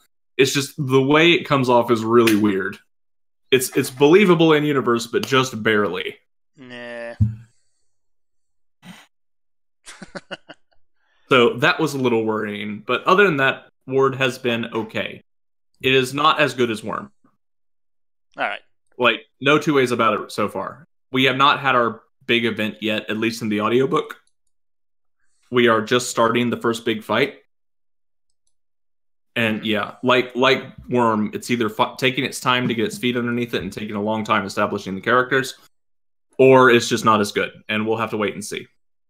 So I'm actually thinking of shelving Ward for a little bit to give it a few chapters to catch up, because right now we haven't really got everything fully established yet, and we're not moving in any major arcs or story arcs. So everything's kind of sitting in a holding pattern type deal. Yeah, it's like we're building up and getting ready to do stuff, but at least to the point where the audiobook's at, we just haven't really taken off yet. Right. People say it gets better later, but I don't know, because I'm following the audiobook, not actually reading it, because Rain's doing all the narration for the Word audiobook. So yeah. So I really want to sit through the audiobook on this one, because I really like Rain as a narrator. Yeah. It's kind of an off-putting thing with the Worm audiobook is some of those people, like, they might be an okay narrator, but you can hear the TV on in the background the entire time. Yeah. Or, what? Yeah, or they've got really great sound quality, but they're rubbish at it. Yeah, the Worm audiobook was done by fans, as we mentioned before, and one of them in particular that I know Fern's talking about is awful. Yeah. She is just a terrible narrator, and unfortunately she reads Arc 18. That's the only major arc that gets read by somebody that's just absolutely awful, but it's there. But in Ward, Rain does all the main chapters. He only lets guests do the interludes. Right. So, and Rain's really good. I really, really like Rain as a narrator. And yeah, he's got the other two that are really good. The guy with the really deep voice and the Aussie are doing stuff with him too. Right. So yeah. Yeah. And because Fern's been going through Worm, I've been rereading certain chapters to get context, and about every other day I'll send him a message asking him where he's at, so I know what to spoil with him. So I don't overspoil. Yeah, please don't overspoil. I'm checking with you. I'm checking with you every other day to figure out what chapter and arc you're at, so that I don't overspoil. Yeah. It says something, actually. I've been listening to it fairly consistently over the last, week now, and I'm only about halfway through. Yeah, you're making good progress. You're going faster than I was. Yeah. It's handy to just have it on while I'm working. Yeah. But yeah, my work has been... this has been a consistent week for work, so I've actually had a lot of time to sit down and listen to audiobooks and, not have to get up and move from my desk, so I've been able to finish all these books. Mm-hmm. Because this week has been more work, but less stress, because all the work's been on my table, and I'm needed to just do it. You're not waiting on anyone else to finish faffing around. Yeah. Yeah, I'm not waiting on anybody else. I'm just at my desk all day working, which has been nice after the past few months of having to run around and herd cats with other people. It's been nice to have a week where I just sit down and do work. Herding cats is easy. Herding humans is the hard part. Yeah, especially when Facebook's involved. Yeah. Herding cats, you just open a can of food and they're suddenly there. Done. That's how you herd cats. But yeah. I do have a few small video games I could talk about, but I really think we should jump into the news. So I'm going to put those off again and just have a big old bucket of these to talk about at some point. All right. Let's see. A bit of news then, shall we? Did we check the email? I can't say I did. But we've got enough news. We'll hold off on emails for next week. We have an email, by the way. We do have an email? We do. We do. We do. Gasp. Do you want to do it? Just go through it? Yeah, if you got it, go for it. I can't tell how long it is because the email's taking forever to load, but... How does text take forever to load? I have clicked... Gmail's fracking being a butt. Right. Since you guys are incompetent, I'll read the email. Dear No Excuses. So, it has come to this. BFA has come out a bit flat. Blizzard has taken one step forward, one step back, one step to the side, did a pirouette and a power slide right into boredom.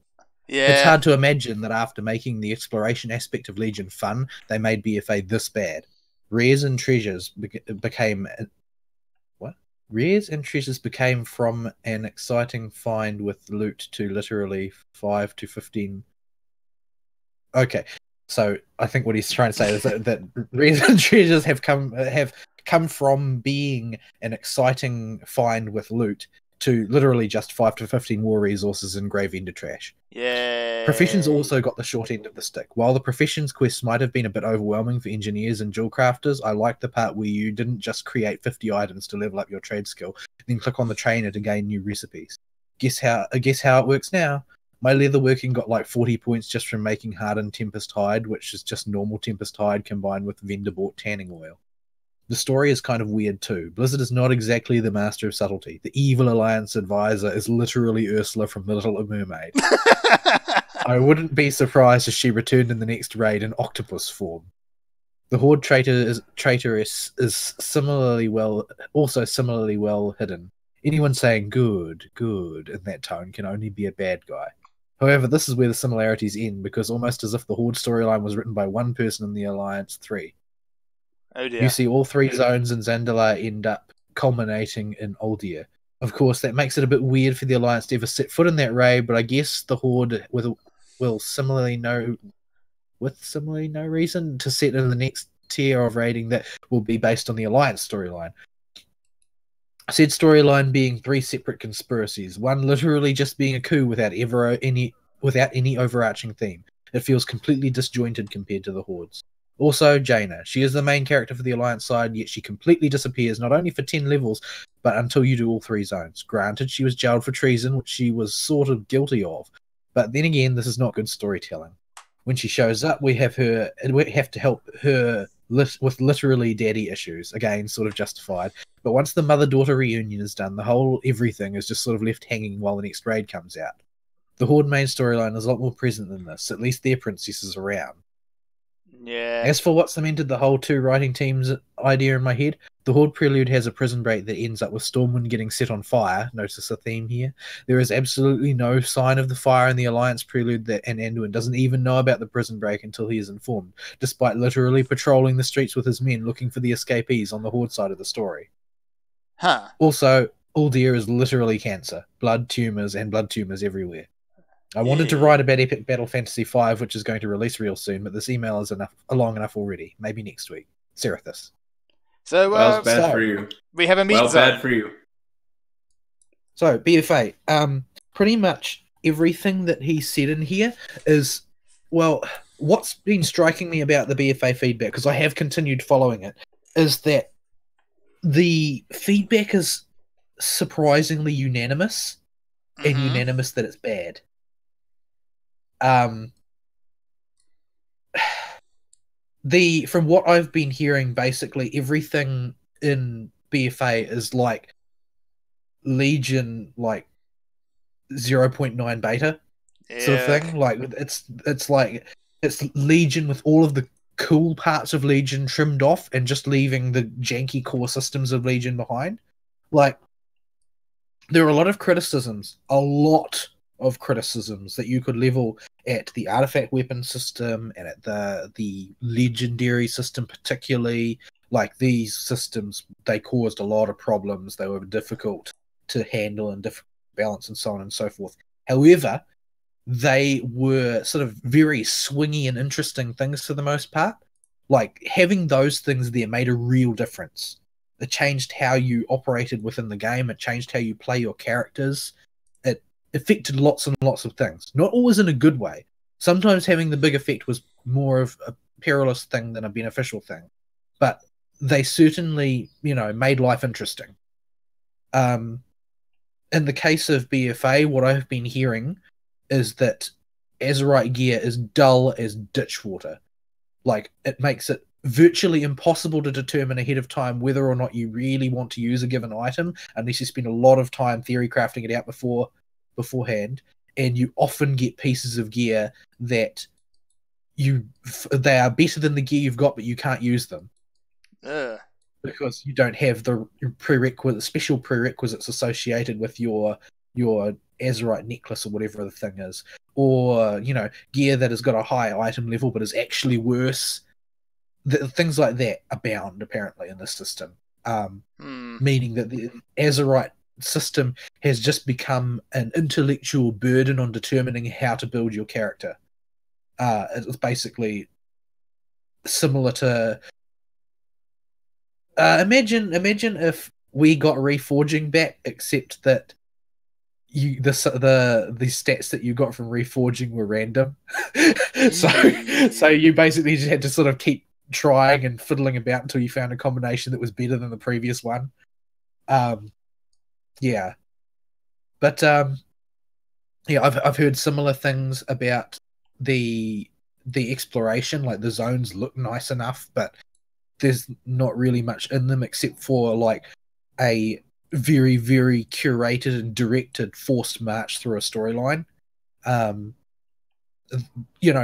Being a storyline that is Blizzard writing to begin with, so not actually very good. I've heard that the trade skills have gone from basically sort of a mini adventure in and of themselves to a completely banal grind fest.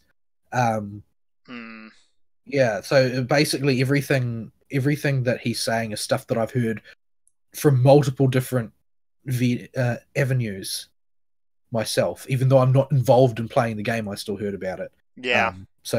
Basically, what I heard one commentator say was that that BFA is Legion, but with everything reduced a little bit in scope.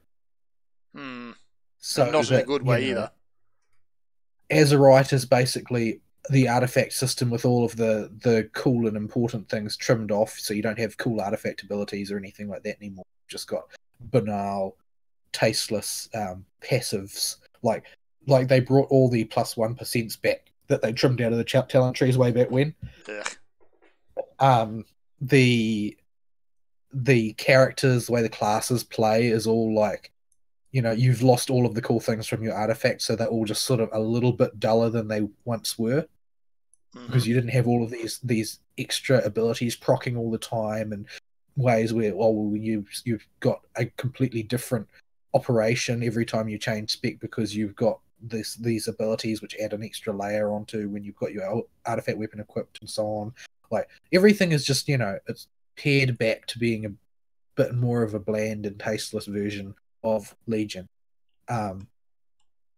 And yeah, I'm not particularly impressed by the way the story has gone from what little I've heard of it. I haven't really followed up the story in detail, but it's not impressive. And lots of people are saying, oh yeah, they're just keeping their cards close to their chest because they're going to reveal something big before BlizzCon. And they're going to show all that stuff off at BlizzCon. And it's like, well, yeah, maybe, but that's in their opinion, not in ours. Like, if they're hiding something because they think it's big, it's because they think it's big. And the things that they think are cool are very rarely the things the player base thinks is cool. There've been some, I haven't read them, but there have been some like AMAs recently with Blizzard. I haven't read them yet, but from what I've heard, they on one hand admit that the Azerite armor system is a damp squib, and on the other hand, they are dismissing it as just something that they can tune to not be a problem anymore. Yeah, they always say that, and they never do. Yeah, they've said that about literally every problem they've ever had, that they can just tune it away. Yeah. And it's always the case that these things were probably brought up like 5 zillion times in beta, and they just said, you think you do, but you don't. So, yeah, I mean, just from what I can tell, that they've just got a bad expansion. Like, it's just bad. And regarding what he was saying about the writing, yes, it's probably true, because the WoW team has often worked in individual cells so that they can develop faster. Mhm. But furthermore, it's very conspicuous that a lot of things in this new expansion don't tie into each other. They're just sort of bolted on. Like, that's what I mean is Legion, they trimmed off all the Legion parts and bolted on new BFA parts onto that skeleton. Mhm. And because they're just bolted on, they aren't actually... They don't do anything to the way you play the game. Like, Legion was made as a whole, right? Everything was designed to fit together. It's like, oh, you've got your... Everything's going to be playing into building your artifact weapon and progressing through the story and building your reputations and so on and so forth. Like, everything was designed to fit together. When you hack all that off back down to the skeleton and then try and bolt new, not purpose-built things onto that skeleton, you end up with weird little nodules of gameplay that don't have a strong bearing on particular things. Like, I've heard that their whole shtick with the expedition system is just a artifact power farming thing that's attached on. It's just like, oh, well, there's this activity you could choose to go and do. It's not, Yeah. it doesn't mean anything to the overall flow of the game. It's just an extra thing stuck on. And that is the sort of thing that you get characteristic when you say, okay, Team A is going to develop this feature, Team B is going to develop this feature, Team C is going to develop this feature. If you do that similar sort of division of labor in the zones, when you've got like different and very segregated storylines that they were going for this time, you're going to end up with having, you know, Team A is going to be working on Alliance Zone 1, Team B is going to be working on Alliance Zone 2, Team C is going to be working on Horde Zone 1, etc. And you're going to end up with stories that, you know, there might be like one extremely harried guy who's trying to hammer Blizzard continuity into some sort of coherent form, but things are going to end up slipping through the cracks and bumping into each other and ending up being given up as a bad deal. Theoretically, there's supposed to be a canonical thread of this is exactly what is happening at this point in time, but there's a very slip and slidey sort of relationship between like where are people when and why are they doing this thing and how can they not know this at this point in time, why do they do know this at this point in time, and so on. Like, from what I have heard, in summary, this expansion is a mess. It's a disaster. Like, everything that Serathis has just reported coincides with what that impression is that I've gotten. Like, everything is just a disaster. It's no good. Yeah. I've It's not like, heard any good things about they this haven't. aspect. The first expansion after I quit WoW, and it repels me from going back. Thank goodness. Yeah. Just, I took a cursory glance at the systems in BFA, and I'm like, I've never been happier. I don't play this video game anymore. They made a humongous cock up as well. Which one? They didn't. Like we're talking a discrete cock up here, like a mistake. That they didn't reset people's Mythic Plus progress from the previous expansion. Oh my! So people got they got end tier level gear out of their first Mythic caches and stuff, and it's like they're basically blowing the gear curve to Kingdom Come. Yep. And so they actually had to take the emergency measure of removing gear from people's inventory in order to reestablish the gear curve, which is not going to please anybody. Like, even if they understand the reason why, it's not going to make people happy to have gotten a cool piece of gear and suddenly ungotten. Yes. Oh boy. So yeah, it's like chaos at Blizzard right now, as far as it looks from the outside. You done goofed again, Blizzard. Stop it. Stop done goofing. I'm happier in Workland than I was in WoWland, and I'm even happier knowing that it could be worse if I return to WoWland. It makes me feel not so bad about living in adult Workland. I don't want to live in adult Workland either, but yeah. I don't want to either, but the choice between the two hells, one of them hurts less. Alright, I suppose while we're on the topic of Blizzard, we can tangent into a little bit of news.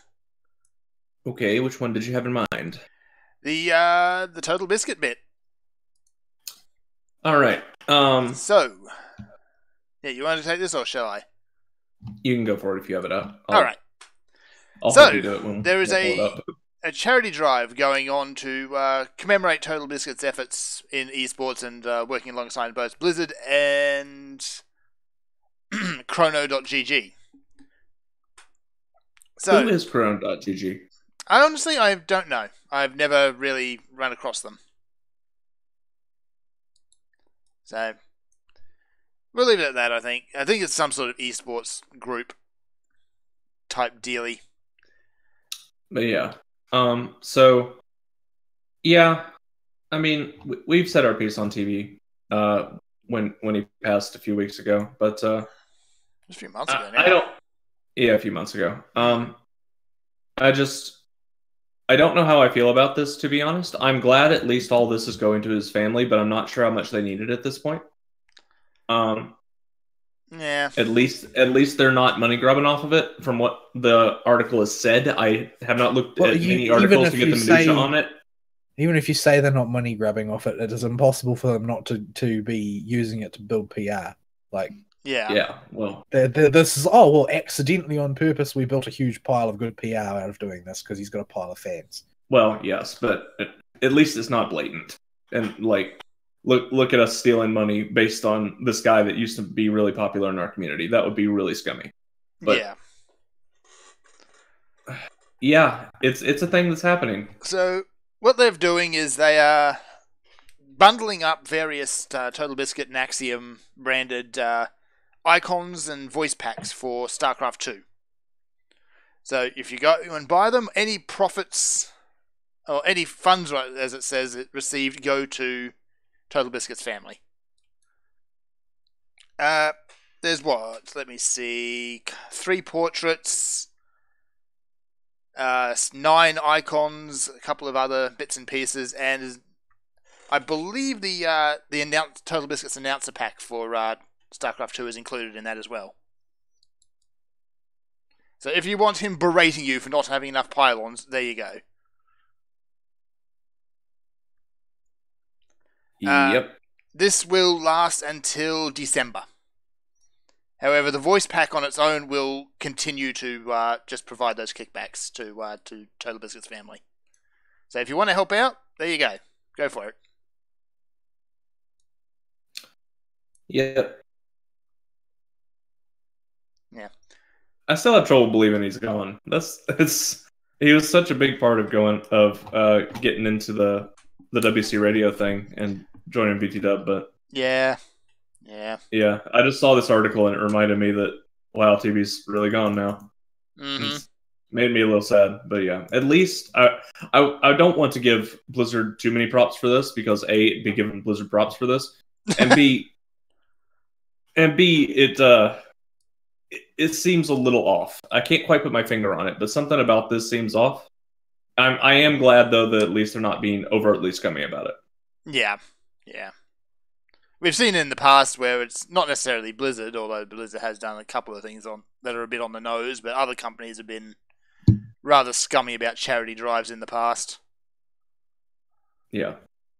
So it's a thing that's happening. Given our history with TB, I felt it was worth mentioning. Mm-hmm. People can make their own decisions about it. Yes. Alright, next news article. Take your pick. There's a whole pile of them. Yeah, Vol posted a bunch of them, and I did not have time to go through all of them. We have the Nintendo Direct thing. We want to save that for later? Yeah, we'll save that for last, and we'll just skim through it. It's topical, but yeah. What else have we got? We got Riot being scummy. I only posted that to provoke Fern. Yeah, so all Riot Games and their scumminess lately, going on about all their sexism and racism problems by propagating sexism and racism. Hired the ex-VP of Uber, the scummy taxi rip-off service. So yeah, I know you mostly posted that one for Salt, but yeah. Yeah. Well, I think that what's going on at Riot is probably very contentious internally, and we aren't seeing the outside of it. The language that they are saying suggests to me that the founders of Riot do not line up with their ideas about culture, diversity, and inclusion. That's what I'm pulling from their language. Over the course of the past few weeks, that the people that they want to get rid of are the people who are in charge. Like the company culture is no longer suitable for the people that run the company. That's what I'm thinking is the case, because I think that the sort of language they're talking about, they're always talking about seniority and whether or not they always things like nothing and no one is sacred. Do we punish people for transgressions until we hit a certain level of seniority? All of that language suggests that the people that they want to get rid of are really, really high up. So basically what I'm seeing is they are bringing in somebody who is going to help them stage a coup. Yeah. What really worries me is when they start talking about punishing for transgressions. What are they actually classifying as a transgression? It's probably nothing. Probably something vaguely, slightly, when squinting and tilting one's head, looks like sexism in a bad light said 30 years ago. That's the traditional reason nowadays. That's usually it. Can we? Yeah. So did you see that there was a news article a while back about some I think a race car driver or something, I don't remember who it was, who got done by social justice because his Irish father, like 30 years ago, once used the N-word in description of himself when arriving in the US. Huh. I had not. He never said it, but his dad 30 years ago had said it or something. And that was enough to bring it down. Yeah.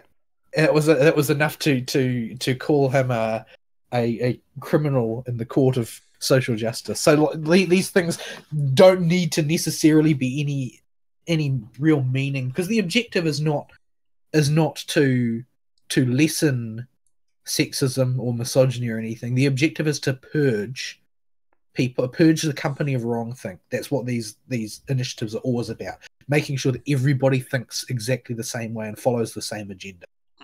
That's the objective. The objective is they don't care about culture, they don't care about diversity, they don't care about inclusion, they don't care about women or ethnic minorities or any other kind of minorities. All they care about is conformity, absolute conformity. Yeah. Oh boy. So it's Remember, just like kids, every week we hear about some nonsense like this, and it's getting kind of old. It's just. Yeah, it is getting old. It's just sort of riding high in the culture right now because so much of tech, which is what we mainly cover, is based in the areas of the United States which are most poisoned by this thinking. Yeah. I actually read a very interesting comment on an article about this the other day, and someone who's saying that this is just the ultimate expression of first world problems and how their grandparents had come over from Syria very recently by escaping the rape compounds, the literal rape compounds. So yeah. I would love to send some of these people to the countries they're trying to say are great places to live. Venezuela. Yeah, I hope you like hunting starving domestic dogs for food, because this is your country on socialism. Yeah, you talk about oppression and how great socialism is. You have no idea what oppression is. Yeah. I'll show you oppression. Here's Pakistan. Why don't you go there on vacation? Come back next week. Oh, wait, you won't, because you'll be dead. Probably. So, yeah. Yeah, it's just getting really, really old. Yeah. I think it's something that the culture will go through and will eventually, hopefully, vomit it up before it kills us all. Yeah. Once in a while, it does kill everybody. It did that in China. It did that in the USSR. Hopefully, the Western world will fare a little bit better. People don't seem to learn lessons very quickly. You would think that the 20th century's record-setting bloodshed would have been enough, but apparently. Nope. No. That's okay. We have guns. Yes. On the downside, though, so do they. No, they don't usually want to use them though. Like a lot of these social justice types want they want the public disarmed because they think that the government is the only one who should wield any sort of autonomous force. Like, you should not be allowed to defend yourself because Papa government will take care of you. So, yeah. But this isn't really the place for a gun control debate. Yeah, let's not go down that road. Oh boy. So yeah, this is just all thanks to Vol trying to get me salty. Which is usually the case when Uber's brought up because, This is right, building on their scumminess of their recent refusal to let, straight males into their panels at PAX West. So, because they were born with the wrong set of genitals. Because inclusivity. But, so rider scumbags, nothing new about that. It's gotten worse recently, but it's not a surprise to anybody because they've always been a bit shady. What else have we got? Well, if you want to continue on this note, we have the Twitch thing.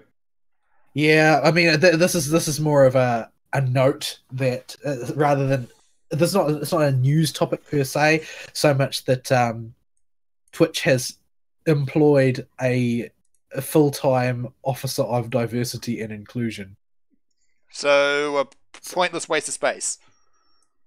Well, no. Basically, they are not so much a waste of space as they are like the commissar. Like, their job will be to execute people who don't fall in line. Oh, right. Basically, this means that Twitch is going down the gurgler. Get woke, go broke. We've seen that all over again.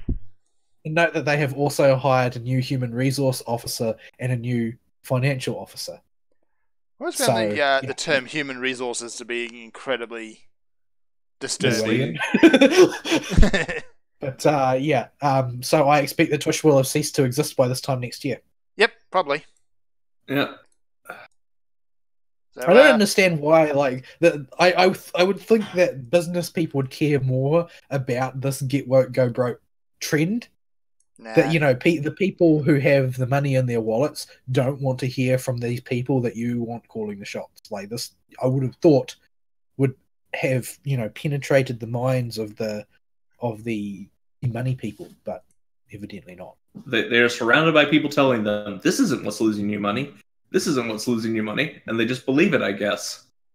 Yeah. Well, the thing is that somebody is being hoodwinked, and the people who aren't being hoodwinked think that they are genuinely changing the culture. Because, I mean, to some extent they have. Hollywood has shaped a lot of culture, for instance. Like, mainly in worse ways. Like, it's very, very rare these days that you see the entertainment industry promoting anything remotely good. So, the idea that it is the entertainment driving cultural perceptions is certainly valid, but I think that you've got a situation where everybody thinks that, in order for me to make a difference in this world, I need to become the head diversity officer and crash a business. It kind of is like it for some reason makes just even less sense with Twitch, who have already been called out on hypocrisy for when they do try to enforce this crap. Like, with one guy takes his shirt off for 5 seconds streaming Mega Man X and gets banned, and some girl with her shirt off, like completely off, just in body paint, is a-okay. Yeah, I've seen that going around as well. That argument, it's certainly valid, but a very, very, very large amount of Twitter's traffic is due to booby streams, basically. Like, they've never made any real, sincere, solid attempt to control it. Yeah, there are people that basically, use Twitch as sort of a type of glorified prostitution service, basically. Yeah. Also, every time I go to One Angry Gamer, the ads that scroll by on the side of my screen make it so I have to turn the dang monitor away from the door. Every time we link to that website.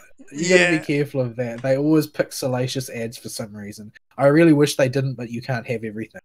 Yeah, it's just every time you link to this site, I have to spin the monitor just in case somebody walks by the door. I usually try and find the story somewhere else rather than linking to them, not because I object to giving them traffic particularly, but because I don't particularly like their salacious ads and I don't want to surprise somebody else with them. But Yeah. the fact is that oftentimes they're the only ones who are willing to properly cover this stuff. It's just Like they aren't a hardcore journalistic outlet in the conventional sense or anything like that, but the things that they report on seem minor initially, but they often blow up into major things later, and so they don't get reported on because these are people, for instance, in this case, who are attempting to be cultural tastemakers from the publishing end or the reviewing end or wherever, and the decisions that they make affect things that happen later on, and I see a lot of that stuff gets caught and reported by One Angry Gamer, who, to be fair, are the sort of people who might be inclined to fly off the handle over something trivial, but regardless, they cover everything that happens in the industry pertaining to these major changes. So it's just one of the ads on my screen right now literally has a girl with no underpants and her pants off and her butt. Yeah, they do like the butts. Lots and lots of butts. Yeah, they're into the butts. It's like, especially those weird butt mouse pads. They always have those. Yeah, Tracer's up on the butt mouse pad today, and so is 2B. Yeah. Well, I mean, 2B's butt has a lot of fans. That it does. Its creator's a fan. Oh boy. So, butts. Right. Moving on, shall we? Because butts are happening. Okay. I don't have anything really to say on the Lawbreakers stuff or anything to add to loot boxes, do y'all? Lawbreakers is just hilarious. Well, I put it in the show host channel with the comment, "Top kick, my dudes." Top kick indeed. Lawbreakers, they probably would have crumbled regardless. But, they say pride comes before a fall, and these guys were incredibly proud of having transgender bathrooms in their game. And they skited about it. It was this people. Yeah, okay. that lot. I remember now. I couldn't remember anything about the game until you mentioned that, and then it all came back. Frankly, nobody does. Well, it's a meaningless piece of virtue signaling. And, they were so proud. They thought that this elevated them so high above their competitors. Well, you can see what it is. Yep. Yeah. Studio is defunct and Lawbreakers is shutting down as of, yesterday. Like, it's done. How long ago did it launch? Get woke, go broke. I'm not saying that those two things are directly linked in this case, but funny how they occur together. Yeah. It's only launched anyway, Lawbreakers was one of the biggest, grandest failures commercially that we've seen in recent months or years or wherever. Being that they basically released in the face of the grand new trend of battle royale games while trying to do something totally uninteresting, that is to say, to ape Overwatch with lower gravity. Yeah. It wasn't a good idea. Everybody told them it wasn't a good idea. They said we're special because we're progressive, and they're not as progressive as us because they don't have transgender bathrooms.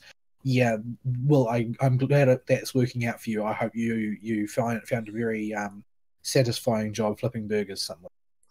So, yeah. What else have we got? We got one more in that vein, which is just a mention because we've mentioned it before. Ubisoft has basically made a statement which sort of more or less implies that they're abandoning the idea of tethering Assassin's Creed games to history. Like, I mean, we know that they have always played fast and loose with it. Yeah. And it's been pretty clear that it's been heading down a more divergent path, particularly with things like them removing anything from Greek history, which they basically find to be sexist, because, in Greek culture, women did the women things and men did the men things, and there was basically no crossover. Yeah. Because that was the sort of culture that they were. But of course, that's not that offend their sensibilities. So, and since like most of these people, they think that they are setting the tone for the culture, that they are the cultural tastemakers, they need to make people believe otherwise, and the way they do that is by rewriting history. But since they've been called out umpteen times on this, and they've decided basically that they're going to make a female Spartan warrior, a thing that didn't exist, into their canonical main character, and there are calls to make her a lesbian as well, because of course you have to, since, well, basically every single character ever that is a female lead is a lesbian these days. There's a list in this article, actually, just of recent ones. The Adventure Time, Princess Bubblegum became a lesbian. The new Batwoman is a lesbian. Steven Universe is full of lesbians. Jurassic World included a major lesbian character. New Fear Effect has got lesbians in it. Last of Us 2, main character's lesbian. Mass Effect Andromeda, lesbians. I mean, they've always had lesbians, but apparently they've put even more emphasis on it this time. Dishonored, like the death knell of the Dishonored series was when they made the lesbian the main character. Atomic Blonde, lesbians, like everything is lesbians these days, and so of course you've got to fall in line. And apparently, even games journalists have been trying to make them make the main character canonically lesbian. I don't really understand how this is supposed to accomplish anything, but that's what they want. It's like a trend, Everything's a lesbian right now. Even the men are lesbians. But eventually, you burn a trend out. And that's what lesbians seem like to me. More than being an SJW thing, it's just a trend. The harder you push them, the faster they burn out, generally speaking. Yeah, and lesbians especially, as the pro tag, just seem like a trend that's going to get burnt. It's already burnt. The SJW oil is just keeping the engine going a bit longer. But yeah, none of them spend money on video games for a start. Yeah. But yeah. Like they are living on kudos. They are not living on profit. So yeah, they're going to run into trouble sooner or later. But the reason why I think that this is notable is because their statement has basically gone on to say that they are abandoning basically the. This is reading between the lines, and you can go and look at the particular quote themselves because it's very it's a real circumlocution around the topic, but basically they're saying that they're abandoning the idea that history is in any way important to an Assassin's Creed game and they can do as they please. Which, I mean, that's fine. That's their creative authority to do that. It's their game. They can tell any story they want.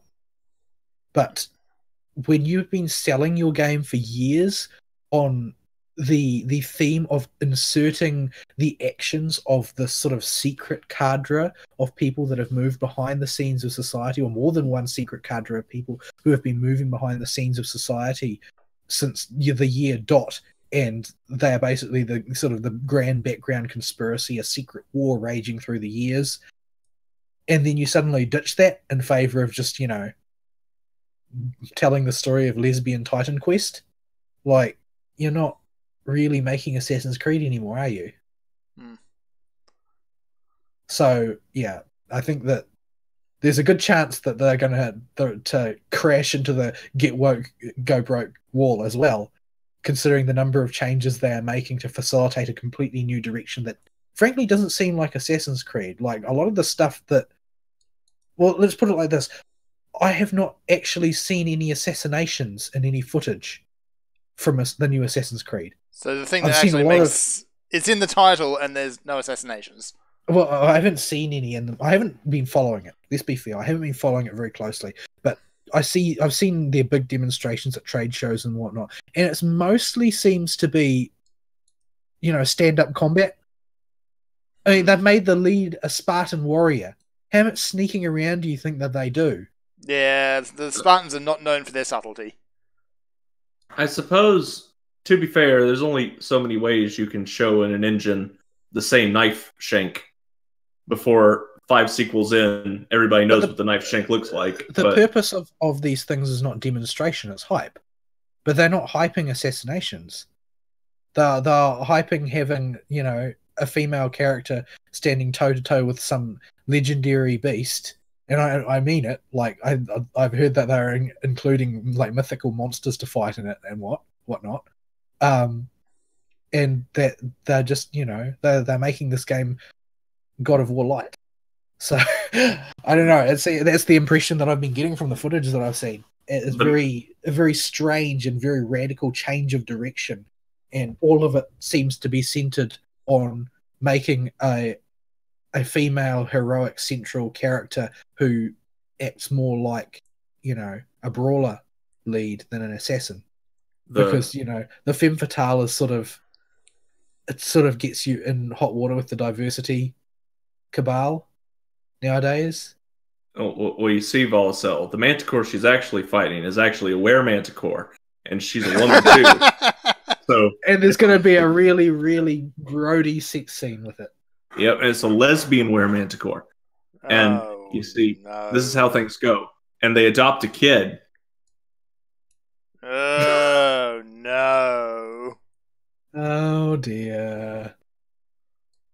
Anyway, yeah, so the short version is Ubisoft abandoning history in order to make Assassin's Creed the new lesbian God of War. It beats me, this is... Okay, they're not assassins, they're not focusing on history. They wanted to make a brawler with an ancient Greek lesbian were-manticore partner. Yeah.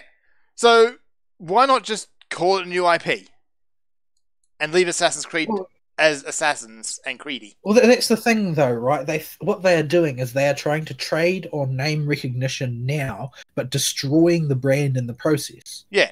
Like once people realize that the franchise that they are such a fan of has drifted so far from the classic vision that it's not even recognizable, they won't trust that name anymore, and it will lose its value. Mm-hmm. But they don't seem to grasp that. It's always about trading on your goodwill today and ignoring the consequences that might come along later. Yes. You know all those times in the future, like, you look back and you're like, whatever happened to that X franchise? It's usually caused something like this happened. It wasn't this flavor, it wasn't social justice flavored, but it was because you traded the goodwill of your franchise. And made DMC Devil May Cry. Yeah, and did something like that. And DMC Devil May Cry's defense, it was so radical that it did almost no damage to the actual classic brand. It was so far out. In a way, it kind of strengthened it. Well, yeah, because you created an us versus them. You didn't try and deceive people into thinking it was the same game. You said that the people who liked the old game were bad. Like, that's you. If you jump that far over the shark, like, you're going to end up creating a war within your fandom. You would create a war within your fandom if there were any fans of DMC Devil May Cry that didn't work for games journalism outlet. I just want to see a picture of Tamim's face when the sales figures came back in, and he saw that Devil May Cry 4 Special Edition with only 3 new characters and no new content outsold his 60 FPS HD re-release of Dino May Cry. The re-release that nobody asked for, of the game that nobody asked for. Dino May Cry, still a painful but playable edition. Anyway, moving on, speaking of new IPs, Peter Hines has had a bit of a chat to the Telegraph, of all people, about their future direction for games. And basically, it sounds like they're absolutely sick of hearing people ask for Elder Scrolls 6. And on one hand, I can understand them being sick of being asked for Elder Scrolls 6, especially considering that they've probably been told that they need to sell Elder Scrolls 5 half a gajillion more times. Yeah. But so they have confirmed in the past that they were making it, but they have further confirmed that their priority right now is launching their new IP Starfield, which is a single-player role-playing game in the mold of classic single-player role-playing games that Bethesda have made, theoretically. I mean, I don't really know where they'll go with a new franchise, because it's, very rare these days for big companies like Bethesda to really take that risk. It's important that people do, so I wish them all the best. Yeah. From the little bits they've leaked, it sounds like it could be fun. I would really like to see something cool in the sci-fi space, particularly because, well, Mass Effect is dead. Mm-hmm. Like, as a doornail, as the dodo. There is was no way murdered. anybody is going to trust another Mass Effect game ever again. Nope. But yeah, so I would like to see a really good entry move into that space. And, you know, Bethesda have made some stinkers, but they're also capable of making gems. Mm-hmm. You know, provided that their paymasters let them and that they don't, you know, decide that they need to get woke while making it. Because if they do, then we can put this franchise in the bin before it starts. Yeah. But, hey, they've done both Stinker and Gem in the same game before. So yeah, it's funny how they manage that. But yeah, Skyrim. oh, Skyrim. But You're such a great game, but your plot is awful. Once they've got Starfield in the bag, then they're going to make Elder Scrolls 6. Like it's not controversial or anything that they're going to make. That's just what they do. But you know, I think that they could afford to be a little bit sick of it, you know, because let's be real, there are 5 Elder Scrolls games, 6 if you count the MMO. Like Elder Scrolls is a very heavily used and matured franchise now. It's probably a little bit less exciting to make the 6th entry in the series. I mean, how many entries are there if you count every single release of Skyrim? I don't think that they all count. Like, no, Todd. No, Todd. Stop, Todd. You're not going to buy it again. Please stop. At least he's aware. That was a fairly good E3 joke. Yeah. Yeah, I really appreciated that whole press conference. They realized they had self-aware enough to realize that they've kind of screwed the pooch on that one. That, you know, people see them as a joke more than they see them as legitimate content producers because they, you know, took that whole thing a bridge too far. So yeah, the whole Alexa thing I thought was a fun gag. Yeah. Skyrim on your refrigerator. Yeah. But another thing he talked about though, which I thought was quite interesting, was that he's not really willing to say very much on the next gen, because he says, and I think quite rightly, that there's just not that much difference between Xbox 360 PS3 and Xbox One PS4 compared to the shift from Xbox PS2 to Xbox 360 PS3. Mm-hmm. That paradigm shift in technology and the way people reacted to what they saw on screen just wasn't there. No. Like it's not the same thing at all. So when we rotate over to the new generation, and the only people that can tell the difference are people who already own 4K TVs and are real aficionados of high visual fidelity. If we get to a day where they are the only people who can see the difference, like, well, what does that mean for the industry? Like, are we still going to pour ever-increasing amounts of money into increasing the texture depth on everything?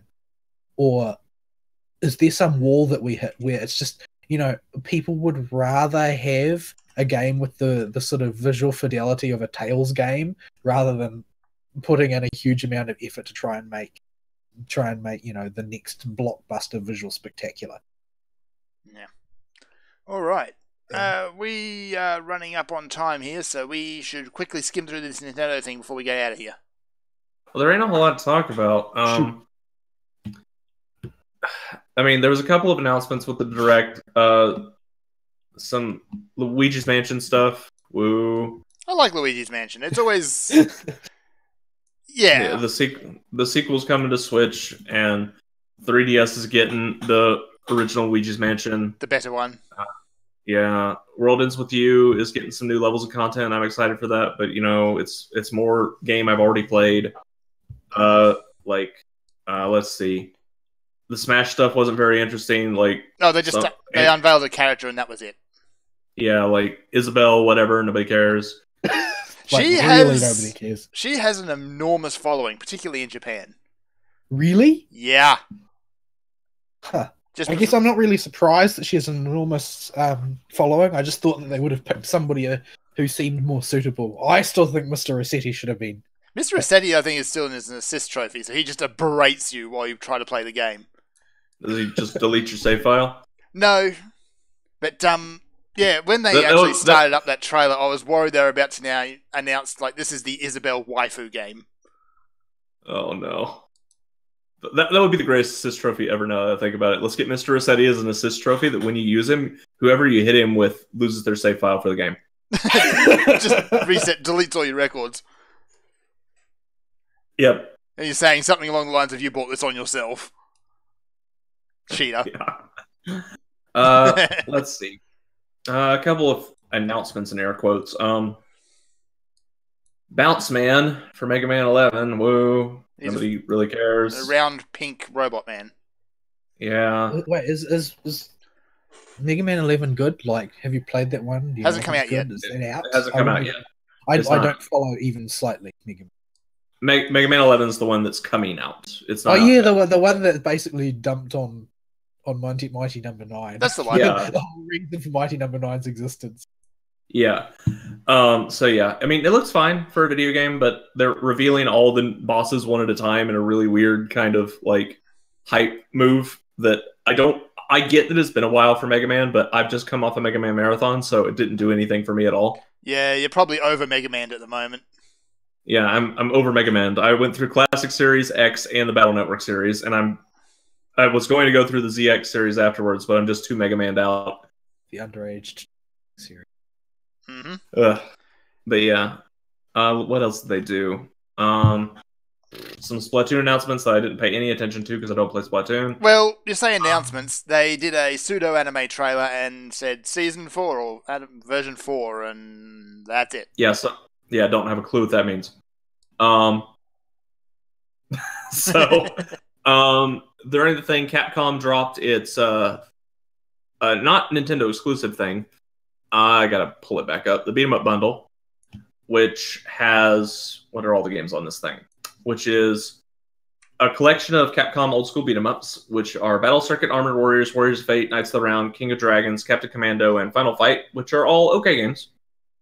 But my beat 'em up of choice has always been Streets of Rage, and that is not on there, so I don't care. Hold on, I thought that Streets of Rage was like the most popular one.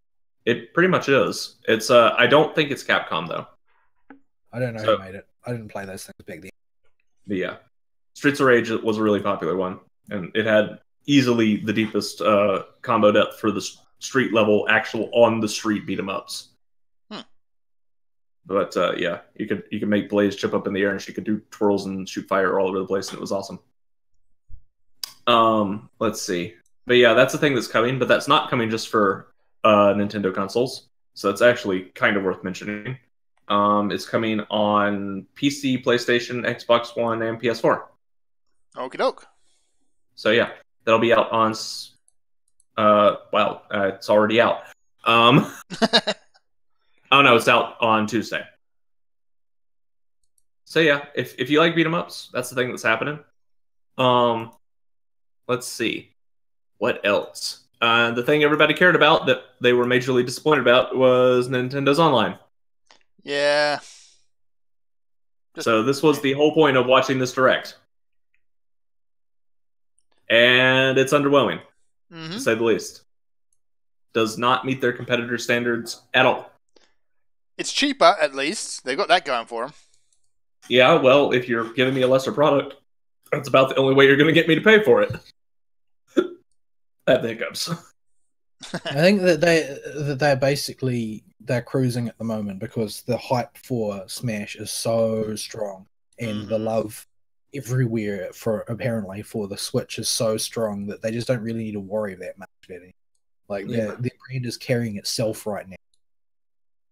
Yeah, it's just Nintendo has not shown me that they can do good online that is worth paying for. Like they are. I think most of their player base doesn't care. Yeah, it's just whether they care or not. It's the fact of the matter is their online is simply not functional in most games. It breaks. It doesn't work, and now they're asking their customers to pay for it, and that just comes off as really scummy. Yeah, I dreaded any time I tried to use even the shop on my DS because it took like 10 minutes just to get in there. Yeah, this would be a different story if Nintendo had at least a pedigree of their stuff working. I wouldn't be as offended by it. But their stuff doesn't work. Their online breaks. Their games don't maintain connectivity. The amount of times we had to reconnect just when we were playing Mario Kart on the Wii U was nuts. Let alone Smash. We never got that to work. And that's their most popular franchise. Don't worry, man. All you need to do is use Street Pass. Yeah, Nintendo has demonstrated incompetence when it comes to online over and over again. And now that they're asking me to pay to use that broken online, no, it's not going to happen. Somebody's going to have to go in there and guinea pig it for me. I'm not going to test it. Yeah. Might test it once I get myself a Switch. Maybe. Like, Nintendo has situated themselves in the social atmosphere enough where I can still call people to play Nintendo games on my couch. Mm-hmm. I do not need to put up with their terrible online. Yeah. So that's where Nintendo consoles have always excelled, is just that hot seat multiplayer. Whereas the other two systems have focused on online. Yeah. And the only thing that you get out of this paid membership as a perk to actually buying into this is you can play NES games online, which if they can't write netcode for those, we're in trouble. We'll have to see. Yep. Okay. So, yeah, that's that. I don't think there was anything else of real note from that. No? Nope, I'm digging through it. I don't see anything. Okay. We better start wrapping up, because that's time. All right. Email topic of the week is, can Nintendo do online? No. No, they can't. We're going to get a bunch of I wish it would be an improvement if we got a bunch of one-word emails, but... Just a whole bunch of people saying no. No. No. They could give me a terrible service. As long as it worked and I could connect to people in games, that'd be fine. I would consider giving them money if it meant me giving them money up the quality of their service to a point where I could stay connected to people and just normal online play. And just not have any perks. It could be like old school Xbox Live or something. Yeah. But no, they have not demonstrated anywhere in their history that they're capable of even making netcode stable enough to connect to your friends and just play the games. Yeah. I don't like you Nintendo right now. You and me are not on. We button heads pretty hard, guys. It ain't that hard to get me off your butt. You just got to stop acting like a bunch of tools and actually do your job. Learn how to internet already. Yeah, like, give me the service you expect me to pay for, and then we'll talk. Stop trying to con me out of money. Yes. Closing comments go. The scumminess is real. The scummy is everywhere. Stop with the scummy, please. Umu. We didn't even touch on the scumminess going on between EA and Belgium this week. I think we'll leave that for next week anyway. It's cringy and embarrassing. It's hilarious. Yeah. For all the wrong reasons. Oh, that thing. Yeah, but we'll come back to that next week. Yeah, okay, we'll save that one for a funny. Yeah. Don't have sex with lions. That's useful life advice, guys. It's worrying that actually is advice you need to give. Yep. All right. Our degenerate freewheeling culture. I'm going to say something racist if this keeps going. So, please don't. We'll see y'all next week. Sayonara, bye-bye.